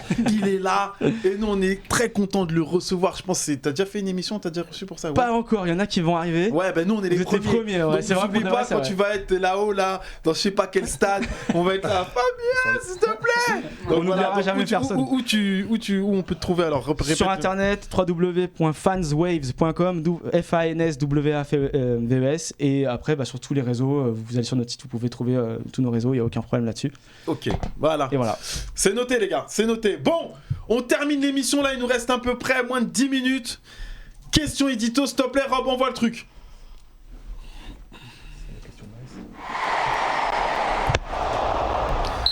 Donc là, j'aime bien cette partie parce que là, on n'a plus le temps. Donc je vais me poser une question, ça c'est une question. Tu vois quand le barbecue il est chaud, tu fais. Donc là, les gars, il n'y a pas de règle. Juste, vous me laissez mon énoncé. Rob, tu mets pas tout de suite l'encart. Hein. Vous me laissez mon énoncé. Dès que je finis l'énoncé, si t'as envie, tu pars en bécane de crosse première. Je lis mon énoncé. Quand tu parles. Énoncé. Tu mets pas l'encart tout de suite. Hein. Alors, énoncé. Nous sommes dans une ère où la durée de vie d'un coach n'excède pas plus de 3 ans. Hein. Tout doit aller vite, il doit créer un groupe, une façon de jouer plaisante et avoir des résultats, peu importe les joueurs qu'il a sous la main. Nous avons 2 cas de figure. Zidane et Pep sont plus ou moins des bons managers avec des équipes clés en main. Des très bons managers. Et on a un Klopp, un bâtisseur, un qui crée de toutes pièces une équipe. Alors avec tous les éléments que je viens de vous dire, est-ce qu'on peut dire que Klopp est un bien meilleur entraîneur et largement largement au-dessus de Zizou et Pep? Waouh. Il y a débat. Il y a débat. Toi, tu me dis entraîneur. Attends. Non, les mecs, vous commencez à. C'est très simple. J'ai dit, avec tous les éléments. Ta question n'est pas assez précise. Parce que non. Tu me parles de management et tu me parles de jeu plaisant. Non. Je répète. Moi, je dirais que Klopp, c'est un mix des deux. Avec tous les éléments que je vous ai énoncés, Klopp est un bien meilleur entraîneur, largement au-dessus que Zizou et Pep. Voilà, c'est. Non. Ok, ben si non, tu mais après, dis non. c'est pareil, c'est sur quoi tu juges, sur ce qu'il a gagné. Il a pratiquement les mêmes moyens. Mais l'argument, il est simple, les gars. Les moyens comme City et. Bon, c'est pas les mêmes palmarès après. Les mecs, les Mo Salah, ils sont pas au même niveau qu'un Messi. Guardiola, il avait déjà Messi. Ouais, c'est ça, il y a pas les mêmes palmarès. Attention, c'est là où je te dis, il y a le coach, il y a l'entraîneur. Il avait des Eto'o déjà. À City, il a fait évoluer qui? À City, il avait. Non, mais parce que là contribue aussi à son développement. Ok, d'accord, mais à City, il a fait évoluer qui à City? Comment il s'appelle l'autre là? Grealish. Grealish, c'est pas le même que l'année dernière, attention. Il était déjà d'accord, bon, donc il fait progresser aussi les joueurs. Ouais. Tu valides Ludo? Non. Zidane, Benzema, il ballon d'or après, c'est pas ça. T'as vu? Vas-y, toi, tu penses quoi, toi? Moi, je pense que, franchement, tu bégayes. Voilà, ça y est. C'est ma question, elle est simple. J'ai dit. Mais tu m'as coupé. Chris. Question simple, réponse simple. Moi, je te dis que Klopp, pour moi, globalement, si je te synthétise et je te schématise, c'est un mixte entre Zidane et Pep Guardiola. Parce que regarde, Zidane, pour moi, c'est un meneur d'hommes plus qu'un tacticien, et Pep Guardiola, c'est un tacticien plus qu'un meneur d'hommes. Je pense que globalement, je pense que je vois, c'est que vous êtes des pisse froids, vous voulez pas vous mouiller. Vas-y, Jawed. Je dis oui, mais je suis juste pas d'accord avec le largement. Oui, c'est ça, il y a une nuance, il y a un question de mérite. Pour moi, il a plus de mérite que Zidane et que Guardiola, pas par rapport au travail, mais je trouve que il est arrivé à Dortmund, il n'avait pas des stars, il a eu du résultat. Il arrive à Liverpool, il a des stars un petit peu quand même, pas comme d'autres équipes, mais il y a du résultat. On ne dit pas qu'il y a la marque de Klopp, parce que quand tu regardes un match de Liverpool, je sais pas, c'est quoi sa marque de fabrique à Klopp, à part attaquer. Ah ok, donc tu dis que... avec les fans, moi je trouve qu'il y a plus de mérite que Klopp par rapport au travail qu'il a effectué, que Zidane et que Guardiola. Très très fort, rien à dire. Je suis pas d'accord. Excuse-moi, ok, je te coupe, Ludo, parce que Ludo il a pas réagi. Moi je le mettrais pas au-dessus, mais moi je l'ai. Peut-être qu'il faut les mettre dans le même panier en vérité. Parce que non, elle est claire, moi vous mettez des paniers, on n'est pas au basket. Il reste 3 minutes, on n'est pas au basket. Attends, laisse-moi terminer. Parce qu'en fait, c'est des styles différents. Guardiola, un héritier de Cruyff qui est vachement dans la tactique. Zizou qui est un meneur d'homme. Zizou qui est un meneur d'homme et par son charisme. Attends, laisse-moi terminer. C'est ce que je dis. Zizou qui est un meneur d'homme et par son charisme, et ben en fait, il arrive à imposer un style à son équipe. Et Klopp, lui, la rigueur allemande, il est un peu en dehors de ça. Lui qui est très dans l'humain, qui est très aussi dans la tactique, mais qui est beaucoup basé dans l'humain. Donc il est au-dessus ou il est pas au-dessus? Moi, je le mets pas au-dessus. Moi, je le mets pas au-dessus. Je le mets pas au-dessus. Non, c'est trois profils différents. Ça veut dire quoi? C'est les préférences. C'est les trois. Voilà. Il va préférer le gars. Non, toi t'as un pronom embrouilleur. C'est trois profils différents. Fabien, toi tu dis quoi? Moi je pense que. Non, Fabien, m'embrouille pas. Non, mais je suis d'accord. Dis-moi. Non mais Chris, non mais y a pas de problème. Mais ce que je veux dire c'est que moi il y a pas de problème à ta question. Mais alors dans ces cas-là tu juges sur quoi? Sur les statistiques. Pose la question à Jérémy. Non mais c'est vrai. Non vas-y attends. Oui non mais je vois ce que tu veux dire. Moi dans cette histoire je vais accorder du crédit à Klopp par rapport aux moyens mis en place. Effectivement tu reprends ce qu'il a fait par exemple à Dortmund. Rappelez-vous à l'époque il a tenu la dragée haute au Grand Bayern. Ils étaient allés en finale. Ils ont éclaté tout le monde en Coupe d'Europe. Et ce qu'il a fait après à Liverpool, il leur a donné une autre dimension quoi. Et pas avec des extraterrestres dans l'équipe, des joueurs qui sont très très forts. Pas avec des extraterrestres. Donc il est au-dessus ou il est pas au-dessus? Il reste pas beaucoup de temps. Oui mais je parle de... Attention, attention les gars, reste pas le temps. Je parle d'extraterrestres parce que les deux autres concilies, ils ont eu à leur hype un Cristiano Ronaldo et un Messi quoi, tu vois. Mais peut-être que Klopp, s'il arrive dans le vestiaire du Real Madrid avec Cristiano et tout ça, peut-être qu'il réussit pas. Peut-être. Avec son humanité. Vas-y. Guardiola, il aura gagné la Ligue des Champions là. Vas-y, Bouba.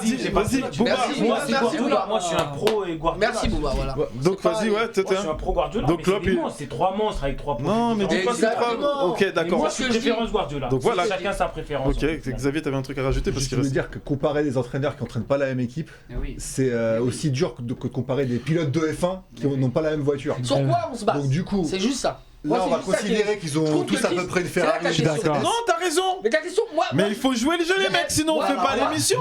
Sinon, on va me dire non. Là, c'est quoi? Choisis qui? T'as choisi qui? Lui, c'est ça, il a pas choisi. Attends, je vais répondre encore une fois. Je vais répondre de choisir entre sa mère et son père. Je vais répondre à sa question. Vas-y, vite, il reste 20 secondes. C'est Guardiola. Rob, attends, laisse-moi une petite minute. Vas-y. Là où je trouve que sa question, elle est high level, c'est qu'elle est chiante, ta question. C'est ça. C'est la question édito. C'est quoi ton avis à toi? C'est quoi ton avis à toi, Chris? Mais moi, mon avis, c'est Klopp qui déchire tout, mon gars. Bah oui, parce que les mecs, c'est comme il prend des bébés Tortue Ninja. Voilà, après, bah oui. C'est pas des bébés. Je suis pas d'accord. Mais il prend des bébés Tortue Ninja. Je suis pas d'accord. Mais dans la symbolique. En termes de, voilà, si tu parles pas humain, tu parles pas trophée, tu parles pas ceci, mais prends Zidane, c'est bon, choisis. Zidane, lui, qu'est-ce qu'il a fait en tant qu'entraîneur à part gagner? Ah, c'est Guardiola, c'est déjà pas mal. Non, si, moi, le paradis, et dernière chose. Vas-y, on finit avec toi, maman, vas-y. Dernière chose. Non, mais sérieusement, si on parle de entraîneur pur, sans les à côté, sans il avait pas d'équipe, sans il a gagné autant de trophées, sans ceci, sans cela. Mais clair et net, c'est Pep Guardiola. Il a révolutionné le football. Il fait ce qu'il veut à Beauvais. Exactement. Merci Bouba, bien sûr. Et il n'aura pas de joueur. Il joue comme il veut jouer. Il joue comme il veut jouer parce que ça se passe à l'entraînement. Bon les gars, merci. On en a fait une de plus. Rendez-vous le mois prochain. Le mois prochain, ça va être la dernière de la saison. On a fait toute une saison, donc les gars, on peut s'applaudir, les gars. Et voilà, merci à vous. Merci à vous tous. Et n'oubliez pas de nous suivre partout, YouTube, Instagram, TikTok, Twitter. On est partout, Facebook, sur toutes les plateformes. Merci à tous. Ciao. Merci, ciao. Ah là là.